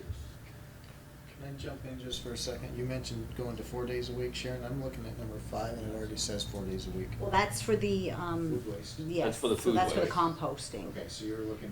I'm looking just on my experience from the past year with trash. I do agree with Paul that we're getting a larger container. I would rather keep it at 6 days a week, and the reason I say 6 days a week, again, on one of that happenstance visit, I spoke to I thought it was Nolan's Trucking, but I'm not sure, and they said that they were picking up the 2 on the Mimo side and Building I, 5 days a week, and clearly 5 days a week was not enough. Smaller containers, people aren't busting down their boxes. I would like to maybe add a similar condition to 3, that I would have the authority to change the frequency, but I'd like to monitor it to start with, if 6 is too much. Well, nobody picks up 6. I mean, you don't see Myers, you don't see Casella. Nobody's out on Saturdays typically. Maybe food scraps, but not picking up waste. So let's hold on that for a minute, because let's hold on that. That's fine. So, back to you guys. No, we're pretty much set. I mean, Okay. We're agreeable to make changes. We just think 6 days is tough. It's hard to get someone to come on a Saturday, and obviously you don't want anybody there on a Sunday to be picking up. And the capacity is being doubled, like the volume of trash that can be held between pickups is doubled. On something, this is to you. I mean, if we replicated the language in 5 into 4, into 3, I would think that, specifically to state that you could expand it to 5 or 6 days a week if you see trash piling up. That's fine. I'm That would be comfortable with pretty, you could make that call pretty quickly. that. Yes, it's fine. And that would give you the option to increase it and so forth. The only other question that I had, and I don't know that I see it real clearly here, is the grease container that's currently, We're moving that to inside the dumpster enclosure. of which one? Dumpster? A, B, or C. Everyone's closest, I think wherever it is now, yeah. Where is Well, it now? so where it is now, it doesn't, it's behind Nemo's, so it's the existing area, and it's, you can't get to it. So, where would you move it to that it can be easily accessible? Yeah, we'll have to look and see we'll have to talk to Nemo's and see where the best place is to move it. But we'll move it inside one of the enclosures. Fine with that, as long as it's accessible. Questions, comments from the commission? All I was glad to see was the green slotted chain link fences. I know Ned loves those. I thought that myself.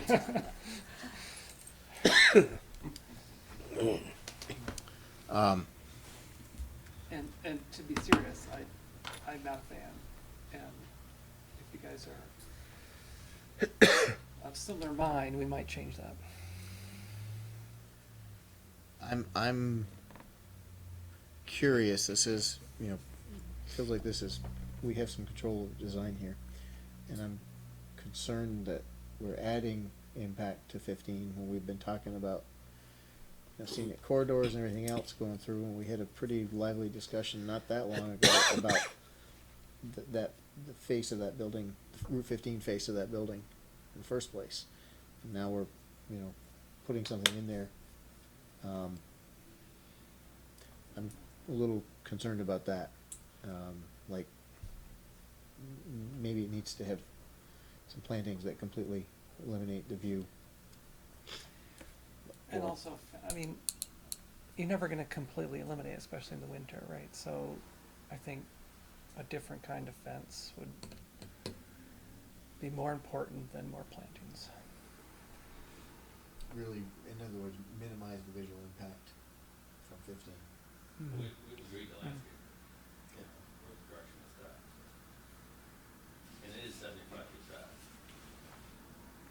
I don't believe the town's taken over the buffer yet, have they? No, but that's coming. That's a sore spot that we should be complaining about at this meeting. It's been, 8 years? Yeah. And you Okay, guys that's still not on the haven't table, stepped Paul. to the plate Right. to take over the maintenance of the buffer. So Maybe we could keep the rest of the property a little bit nicer if you would pay we don't for mow the lawns. buffers. Thank you. David, thoughts? If you don't have anything right now, that's fine. I'll open the public hearing. He's thinking about the buffer. Sharon? I will say that I'm not sure that a chain link fence is the right thing. I've been looking, because of Mr. Bove's situation, everywhere where I go, I'm all of a sudden looking in. The trash haulers do trash the doors to these things. I mean, every place I go, they're crooked and broken. So there's one place I think we could look at as an example of a structure or facility that does pretty well, and that's the lofts. Roger has a structure that it looks like a barn with the trash enclosures inside it, and they don't get trashed. I mean, the structure doesn't get A trashed. sliding door or swinging door? I don't remember. But I'm just saying that's something to think about a little bit. It would change the layout, it would change the look, but it's a different, if you wanted to look, that's a different presentation. Did I talk to you? If I ignored you? Any questions, comments, thoughts? Motion to open the public hearing from somebody? Yep. I'll second. Moved by Tom, seconded by Shu. All those in favor? Aye. Motion passes, opposed, motion passes 5-0. Public hearing is open, so if anybody has comments or questions, your turn. Hi, my name is Tanya Lulick. I'm an employee at the oral surgery office. And just hearing everything, I'm excited to hear that the dumpsters are gonna be, transformed, hopefully. I'm excited to hear that. one of my concerns, and Sharon did bring it up, was the Mimo's grease pit, or bucket, I don't even know what it is. It's behind. Grease container. Thank you. It's in the enclosure, but it's behind a dumpster. And we have had this issue before where the truck, the dump truck, you know, comes and picks up their dumpster, puts it down, and it's been knocked over. So we've had grease flying like down into the parking lot, tracked on in our shoes, all across our carpets, you know, God. trying to throw garbage away. So that's one thing that concerns me with having it in where it's located. And you said that you would be looking to find a better way for it to be accessible and maybe not so close where it's gonna get hit. Another thing is if we're keeping the existing, and I'm looking at number 2, sheet 2, that's my main concern. If we're keeping the existing dumpster and adding another one, I can tell you that all of the restaurants in pretty much, use the existing dumpster. Who is to say that anybody's gonna walk across the parking lot? I can tell you that I do not see it. I'm gonna have my employees do it. That's not gonna be an issue.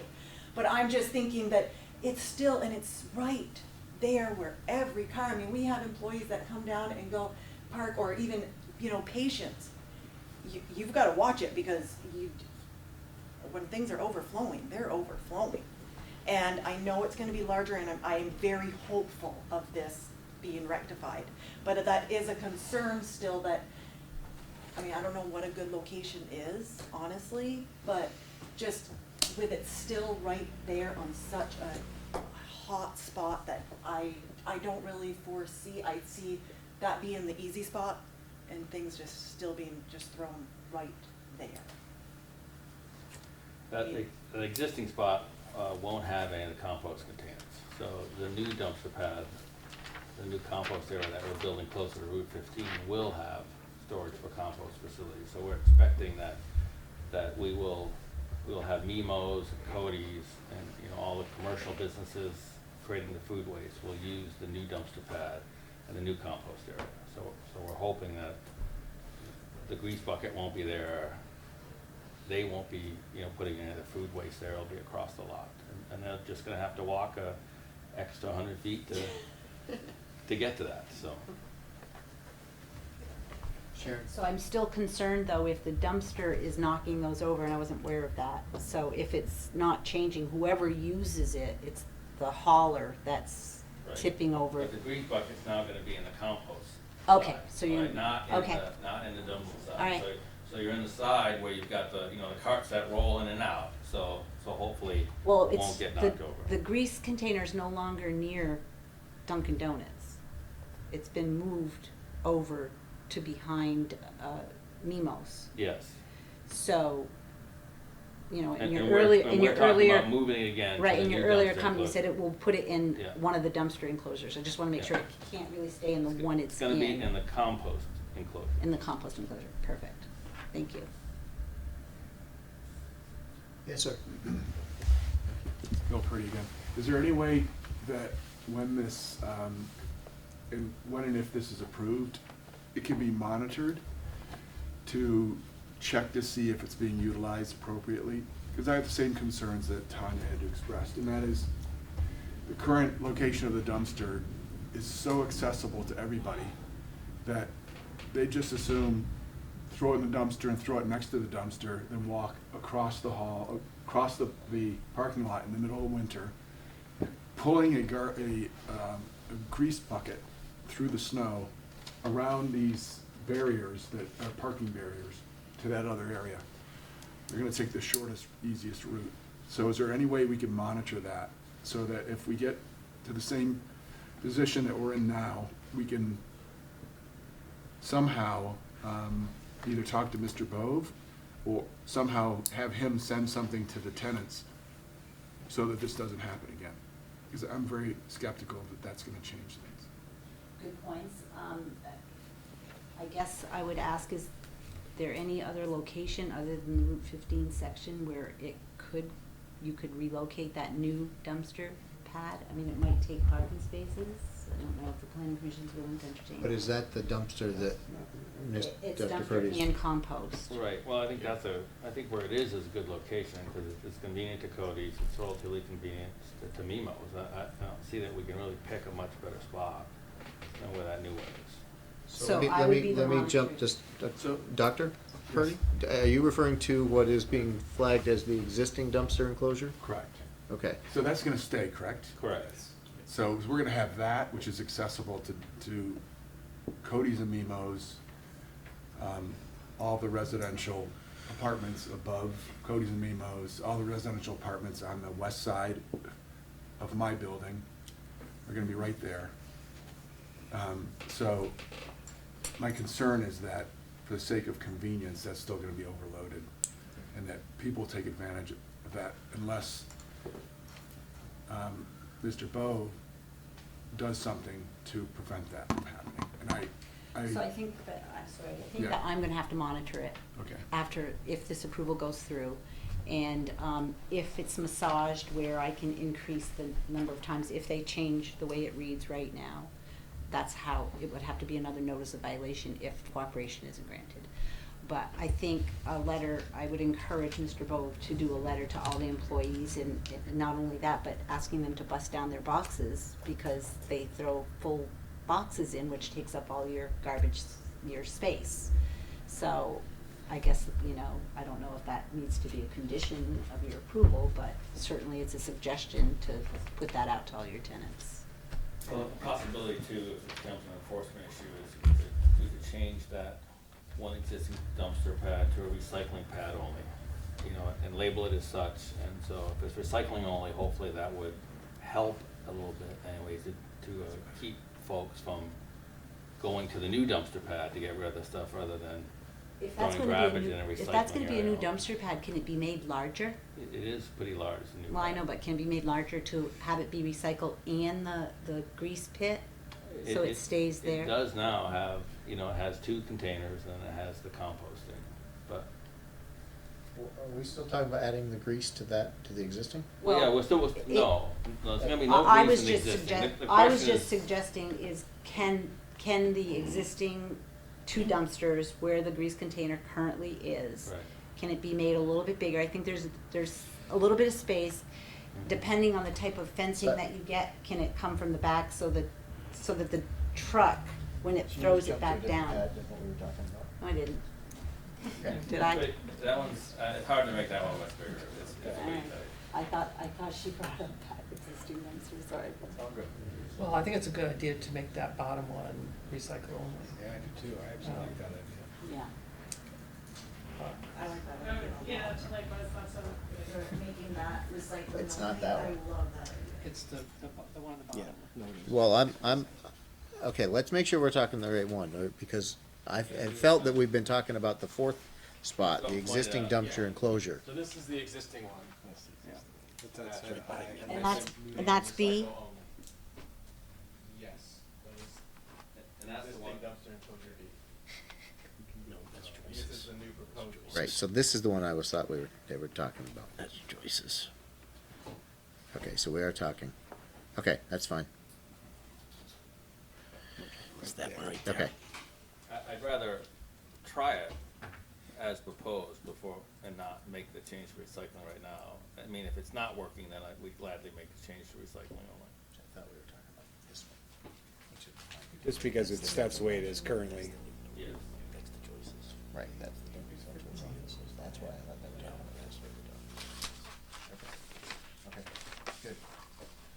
I'm clear now. Slowly, but I got there. Yeah. Um, Again, if I just have some flexibility to change it from dumpster to recycle, or, as we go forward, that would help, not make them come back to the table. And we'd be fine with that as a condition that Sharon and I get to make the call. So what do we think right now are the sticking points on this one? Are there any? For me, my concern for you, the planning commission was just the Route 15 visibility. So, commissioners, where are we, anybody, sticking points, Ned? No, the only real question I have is if we approve this one, is how long will it take to get it done? when will we start seeing all these changes? Next year, next month? Just condition it prior to getting an occupancy permit for the proposed apartment. I would say that you're more firm in saying that the pickup has to be increased until they Yeah. get to the change of. That's not a condition now, though, that you I have, think is it? I did it that way. But I didn't think. So, Ned, where you stand on this at this stage? I'm willing to see if it works.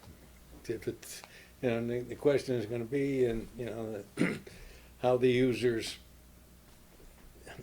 fill it up, and then how the people pick it up, it's. Okay. I have a question. So is there another option for the? I'm glad I didn't ride the bike. So are we. Is there another option for the fence? Rather than a chain link? Yes. Yes, I mean, white PVC is commonly used, it's just that you really don't have a gate, because it's usually not strong enough. So we do 3-sided enclosures and use white PVC fence, which is obviously more attractive from Route 15, not quite as attractive for the parking lot side, because you can look in and see the dumpsters, but the gate is really the problem more than the fence, but they do get beat up pretty good though, there's no question about it.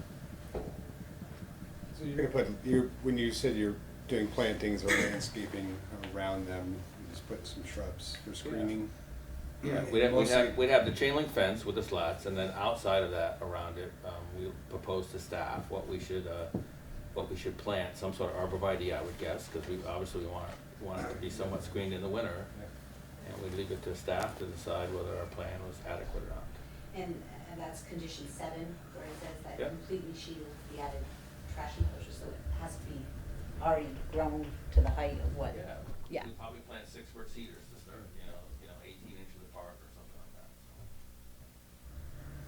That's fine for Route 15, but then, from the inside. I think you're best off to stay with the chain link and the slats, because then we can have a decent, gate on the front to close it, and then just landscape the outside of it, so you don't notice it as much from Route 15 unless you're really looking for it. And I did condition 4, the trash enclosure shall be maintained in working order at all times and be kept aesthetically pleasing, and that was created because Mr. Poe, tried to Band-Aid it so many times, and it just didn't look good and it didn't last. So at least I would have some teeth to say, get new gates. That one is, the wording on that one That's fine. Do it. challenges a little bit. That's fine. Tom, you good? John, or were you talking, John? I'm sorry. I think a gate is more important than PVC, so. I'm good. David? Good. So I'd actually advocate for essentially a 5-sided structure with a roof. Full enclosure, because this is, there's multi-story buildings around this, they're looking down. You can shield it from the ground level, but you're not shielding it from anything else. And again, I referenced the structure at the lofts as an example, not necessarily the example, but an example of a 5-sided enclosure or a roofed-in enclosure that has, completely closed in. Everything, the recycle bin, the trash bin, and so forth. And it's oriented in such a way that the trucks are able to get into it. And it does not look like a trash bin from any angle. So I think, and I'm not talking necessarily about the interior one, although that's, important, but I am really focused on the Route 15 side and the visual impact of everything that we're trying to do now, and with the ETC next project coming in, and we're trying to do corridors. I don't think chain link enclosures. I mean, we had a discussion on a transformer pad and how it would be impacted, going forward with the ETC Next stuff that we're doing and what's coming. And I know that's not regulation now, but this is business design control. So if we're putting something in that is going to be seen from the road and is going to be seen, let's put it in right. But we won't agree to a zoning code.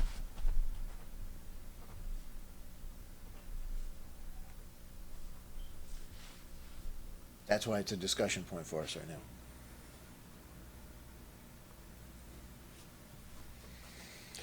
So how do we, public hearing is still open, so Paula? I'm just concerned about the grease thing being as far as it could possibly be from the two restaurants that are gonna be using it. Okay. How does that get collected? Who collects that? The Baker? Yes. Baker Commodities picks up grease from restaurants. Okay, so that's a completely separate piece. Yes.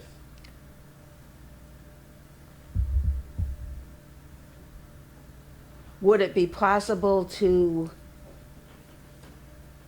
which side is open for the, from which side is the current one that's closest to Cody's and Mimo's accessed by the trash collectors? Mimo side.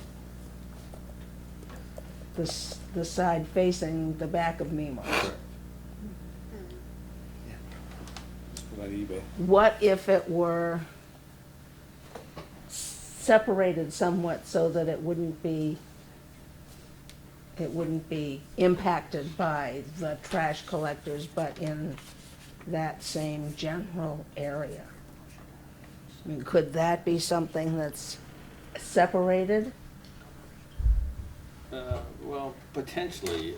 It's just that we really like to get it out of that area. It's kind of right in the middle of all the buildings. It's in the middle of a lot of activity, and it's just not the best place. I don't disagree, it's just that, human behavior is human behavior, and, I don't think we've got anything in the regulations that talk about it. The grease is only being contributed by the restaurants. So obviously, if the grease ends up someplace else, or the grease container ends up someplace else, we know who's moving it. It's either gotta be Cody's or Mimo's. Joyce has her own container, but. It feels like the delineated spot for the grease containers is a huge step in the right direction. No matter how you do it, and getting it away from, this spot where it's in competition with the trash dumpster, or in conflict with the dumpster pickups. That sounds like it's a good move, no matter what. Yeah, it's the same distance for Cody's, so. Yeah. that's fine. Ma'am, I forgot your name, but you had your hand raised? Oh, yes. So my name is Ara Hagen. I was curious about enclosure A. I'm likewise very appreciative and happy to see there is a plan or an action being taken today to try and move forward with getting additional dumpsters and accommodating the trash issue.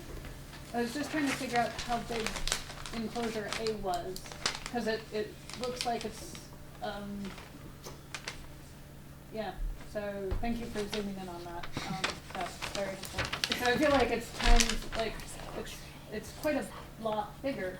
The dumpsters will get twice as big, and then there'll be a compost area. Compost area. That'll be half as big as the existing dumpster area. Yeah, so it's like 1.5 times. It's a lot of space. It's a lot, yeah. It's a lot of It's like the space. width of 2 parking spaces. So and that's about for- 2/3 as deep.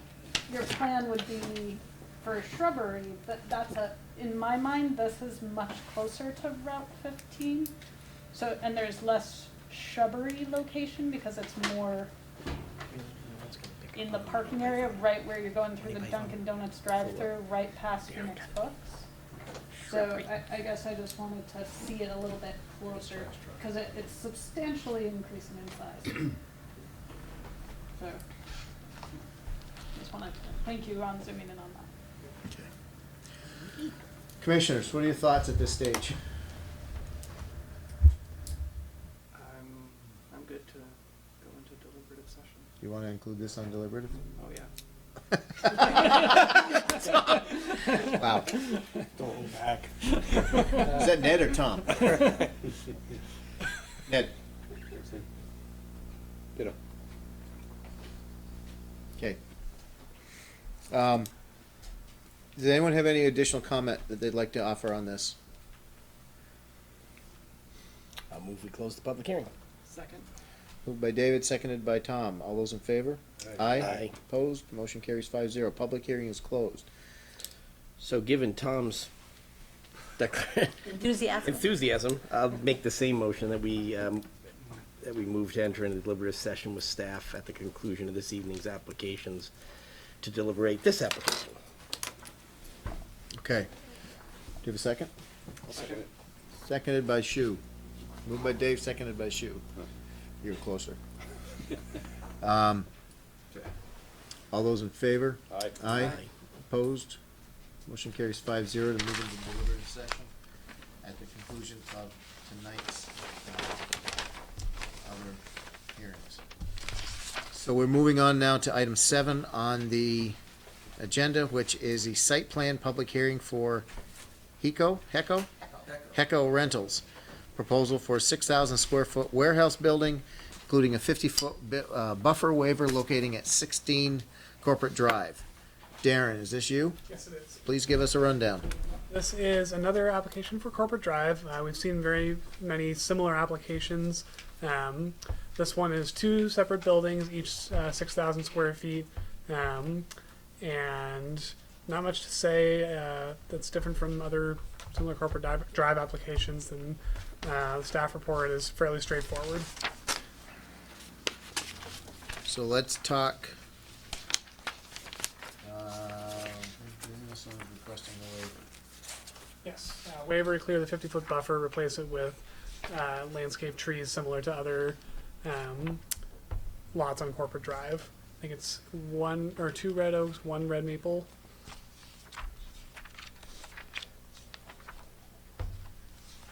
I may be wrong on that. Do we have the language? Yes. I don't think it says. So Darren. Can you pass that one, please?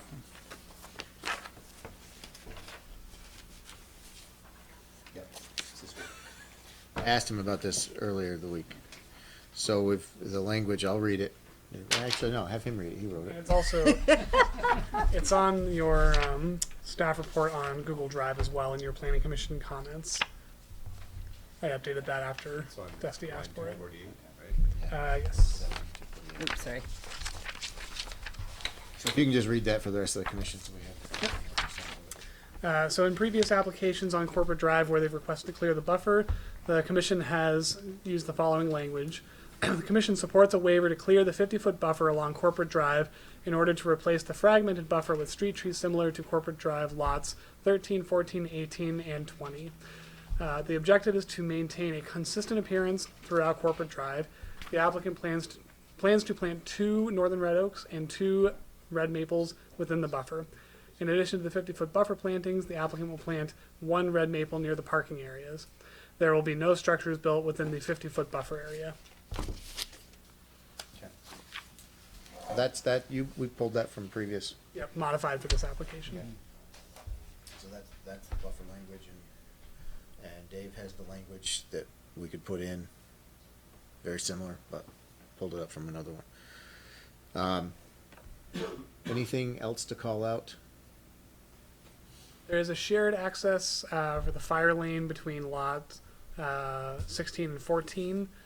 Just note that should probably have a shared easement to access and maintain that between the 2 properties.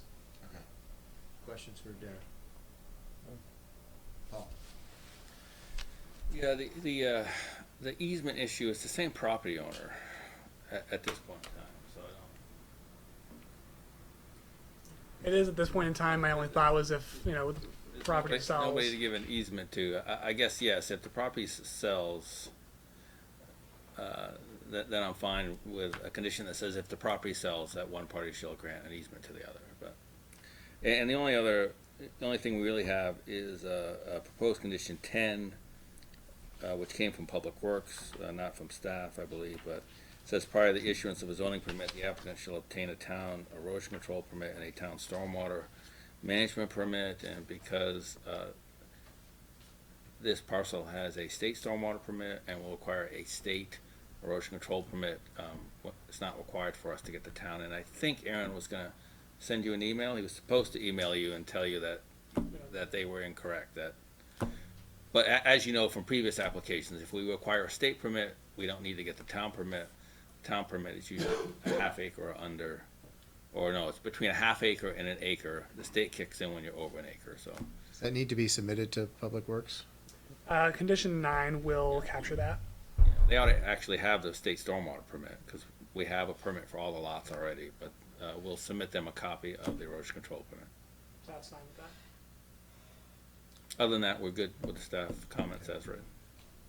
And do you have any concern about the phrasing, that we're trying to put in for the buffer waiver? No. Questions for staff or applicant at this stage? I'll move we open the public hearing. Second. Moved by Dave, seconded by Shu. All those in favor? Aye. Opposed? Motion carries 5-0. Public hearing is open. If anyone has any questions on this app, please raise your hands. Yes, sir. I'm Bernie LaFlamme. I live at Maple Lawn Drive, which is directly behind this piece of property. And I have a few questions about it, if they can be answered. So I will address you. Yep. Okay, because the last time I was here, I broke every parliamentary procedure we had. No worse than me, so.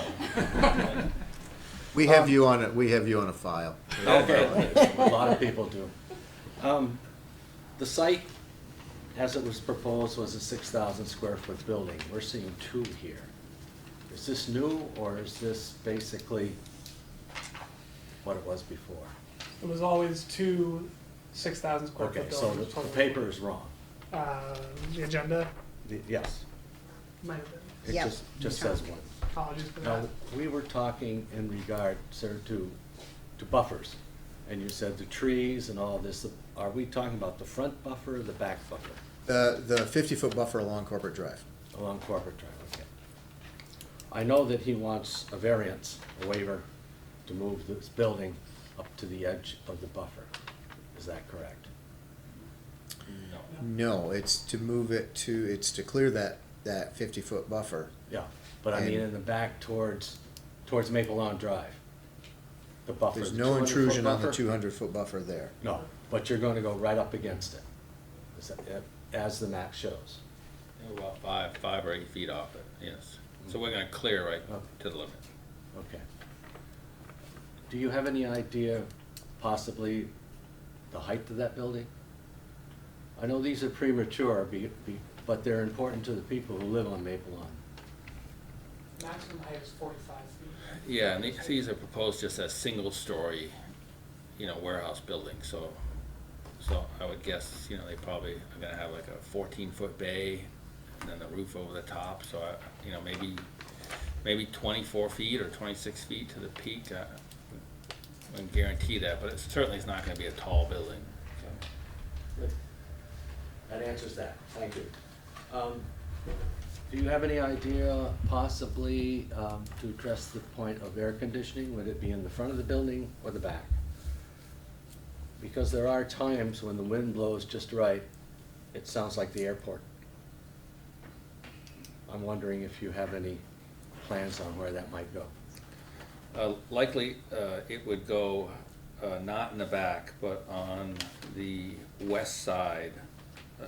Assume we're just talking about the back building, Yes. but it would go on the west side of the back building if we Okay. put any pads, because we physically can't put a pad on the back because we've got the buffer, so. Okay. And there's no that- doors or anything in the back, so it That- makes sense to put it. And would that possibly be on the roof? No, I don't believe so. These buildings are expected to be, stick-built wood construction with wood trusses, so I don't think they'd want to put that weight on the roof. Okay. A concern is, among my colleague here who lives next to me, and other people, is the color of the building. I know that the commission doesn't have any rules in regard to colors of the buildings, but a neutral color that blends in with the trees and the buffer would be very nice, like Foursquare and some other buildings that are in there. Not like the red one. We on Maple Lawn Drive, we call that Santa's workshop. And it's a bright, bright red. Comes right through the trees any time of year. And it would be nice to have a nice neutral color, at least to think about it, what might be going on there. So that is basically my list of questions. And I think, just to be fair, color is an ask, and we routinely ask developers to do something that is, when there's visual impact, that we ask them for that. But it is an ask. It is an ask. I know that Mr. Miller over on the other side painted them green, and that was nice. That worked out. Yeah. But it would be nice. Well, I'll comment on the color, only that I haven't talked to the client as to what color he intends to side it with. Obviously, Mr. Hecko owns Santa's Workshop, if that's what you'd like to call it, next door, which is a very bright red. Hector Leclerc, who basically owns the lot and is selling it to Mr. Hecko, there are a set of covenants that goes with the property. And one of the covenants is that Mr. Leclerc has design control over buildings and colors.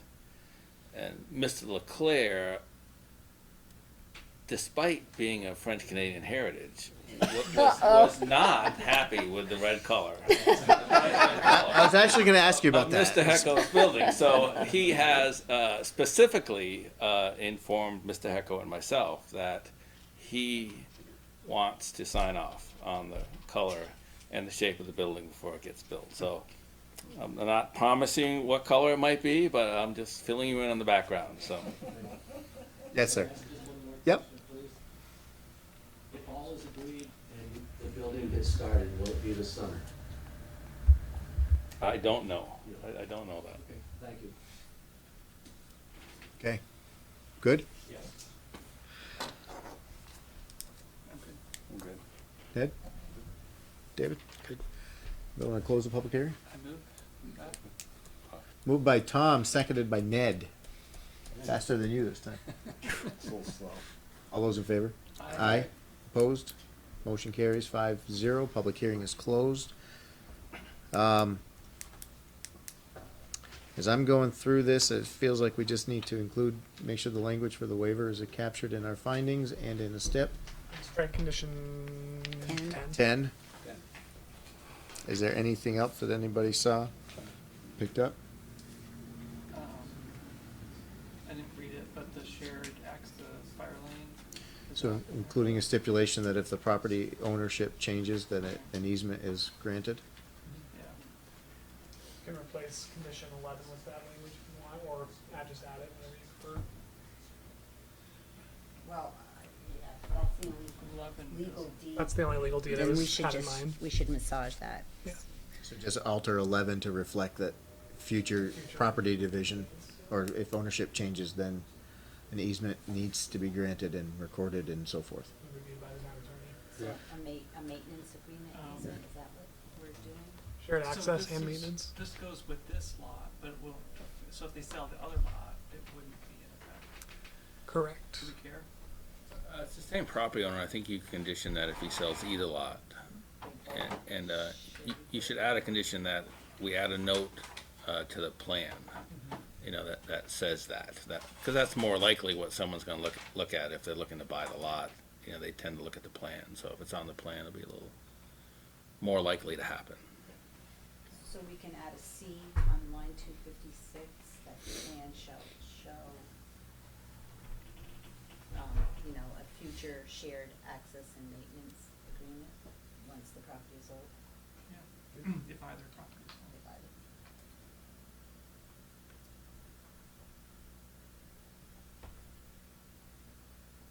So, does anybody want to take a swing at that, or do they want to accept that discussion as the motion? I'll accept that discussion as a motion. So moved by John, Second? seconded by Tom. That's easy. Shu. So basically, the motion at this stage is with the edits that we've talked about. Staff The report is stipulations. written with the changes. Is there additional language, David, that you wanted to throw into the findings, or do you want to send the language that you had to Sharon and Darren for that inclusion? And do you want to delete 11 and Yes, just we talked about that? Okay. massaging 11 to We're gonna massage 11. reflect the ownership, the easement requirements if ownership of either property changes. Oh, I thought that was. So I added a C on, under number Okay. 3, but if we want to keep the town attorney shall review, I can massage that a little bit to But that's save just us. a standard thing with everything, right? Well, I Not don't, only if there's subdivision only and if there's, property, or if there are easements. So I'll massage 11 to mirror C. It'll read the Or same. 11 could be modifying the map. Or is that C? That was- Oh, that's That's C. C. So I think 11 just is a verbal Yep. textual reflection that if the ownership of either property changes. Right. Right. Yeah. I noted on that. So the waiver language I had on 15 Corporate Drive was the PC supports the waiver for intrusion into the 50-foot buffer due to the poor quality of the existing vegetation and to achieve continuity with the neighboring landscaping. so you're adding due to poor quality of the existing landscaping. Yeah, I like that better. But no, the existing, sorry, due to the poor quality of the existing vegetation Vegetation. and to achieve continuity with the neighboring landscape. Okay. There's a little wiggly on that, but if is it, we comfortable with that as massaged? Good with it. All those in favor? Aye. Aye. Opposed? Motion carries 5-0. Approved. I'm gonna propose that we take 5-minute break before we migrate. Should you explain the deliberative session to the folks? That they're gonna be We required. have minutes and stuff like that, but that's nothing that's. Either they do or we do. So, folks, what we're gonna be doing Good for after a quick break is going into a deliberative session that is not a, public participation. We will come back out of that before the night is over, but there's no guarantee at this point of what that output is gonna be. So it is a discussion that we will have amongst the commission and staff on the 2 applications that were in front of us this evening that we referred to deliberative session. David, do you still have the language, the definition available so we can, do we have a definition in our manual? Just For what it is. deliberative, just to read it back, sir. And if you choose to stay, you'd be out of the room, or we would leave, or you could call in the morning to find out what the results were. So for those that are curious, so this pertains to Vermont's open meeting law that's, we're governed by under state statute. So there are two exceptions to the open meeting law. The first is when a board acting in its quasi-judicial capacity elects to go into a deliberative session to consider evidence presented during a public hearing on a permit application. Because the law expressly excludes the taking of evidence and arguments of parties to the matter in deliberative session, the public may be excluded from this meeting. A decision may be made in deliberative session, provided that a written decision by the board is subsequently issued. So, and then the other example, if you're curious, is executive session. So those are the two exceptions to open meeting law. So we could come out of deliberative session with a decision, we could come out of deliberative session and choose to continue an application. So that future is not written yet. So with that, I'm gonna take a 5-minute break. Yay, break. 8:53, 5-minute recess. No, we're staying put. I just want to say how ashamed I am that nobody picked up on the shrubbery, except for me and Darren. I expected one knee, just one knee. Knee! Come on. The word shrubbery was used 4 times. I don't know, I mystified by all the trash talk you guys were. Shrubbery!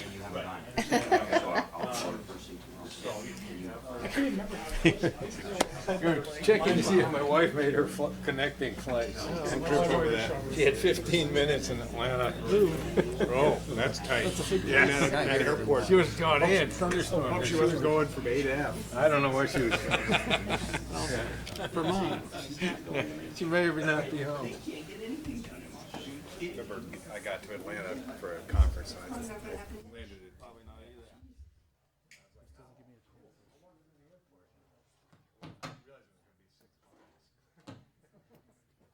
Everybody else getting on the shuttle, I'm like, I can walk in, I'm cool.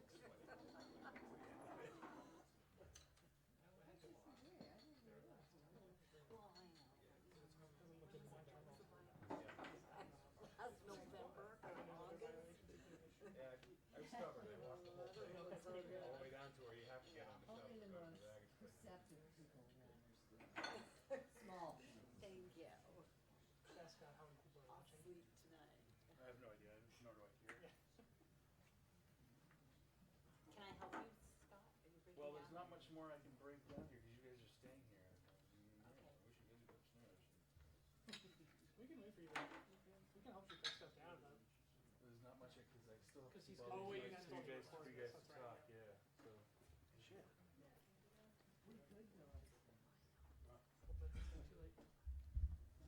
And I'd take a full screen for the, tomorrow.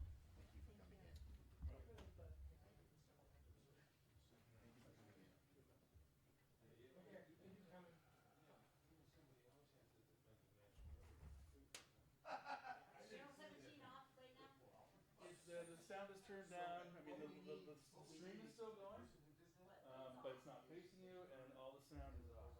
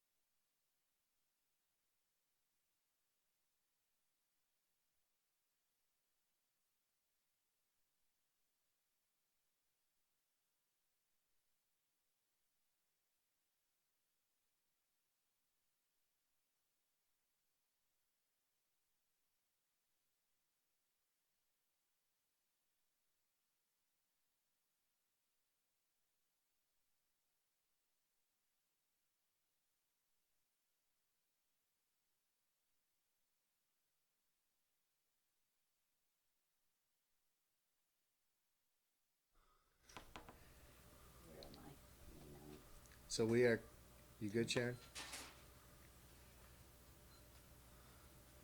May 9th, 2019, part 2. So 9:37, we've come out of public, deliberative session.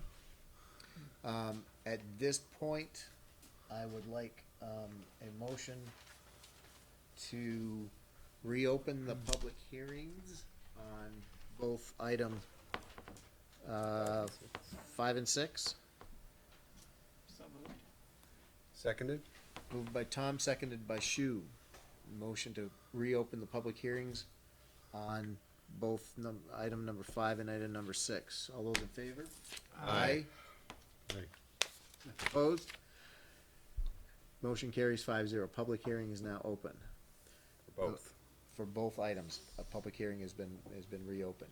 At this point, I'd like a motion to continue both applications to the next available date, per staff assessment. Simple as that. Is that your motion? That's my motion. I'll second. You get a question before we vote? No, yeah, well, I assume that you're gonna tell them what we'd like Well, to see. at that'll be the next That'll piece. be the next thing we do. Okay. Well, can we just amend it to that friendly amendment? Yeah. Sure, that's fine. In a Available. recess memo will be sent to the applicants. Yeah. We'll be prepared for the applicants and probably anybody from the community that is interested in that. Okay, so that's the motion. I'll second that. All those, It's already been seconded. Oh, that's right, sorry. all those in Time getting favor? late. Aye. Aye. Opposed? Motion carries 5-0. This one's got some more work to go forward on. Thank you. One more item on the agenda, and that is minutes from whenever. I move we April approve. 25th. Approve the I minutes move we for approve the April minutes. 25th. Second. Do we have any amendments to the minutes as written? Is that the one I sent you a note on, Sharon? Yeah, that was just that's something I can Typo. fix without your, Okay. other matter. If there are no itemized, then who moved these? Let's see, Chu and Tom seconded. Okay. There are no amendments. All those in favor of the minutes as presented? Aye. Opposed? Minutes carry 5-0. Other business? Be quick. Select Really board- quick. Select board approved a new communications policy. It's in your, got it's that. added to your packets. That's Got all it. you need to know. Yeah, saw that. All right. This was a productive night. So, thank you. Thank you. Yep, we fit a lot in. Motion. To adjourn. Second. Moved, 9:40. seconded. Aye. We're adjourned. Yeah, you know, the whole time we were deliberating, my wife got into Atlanta 2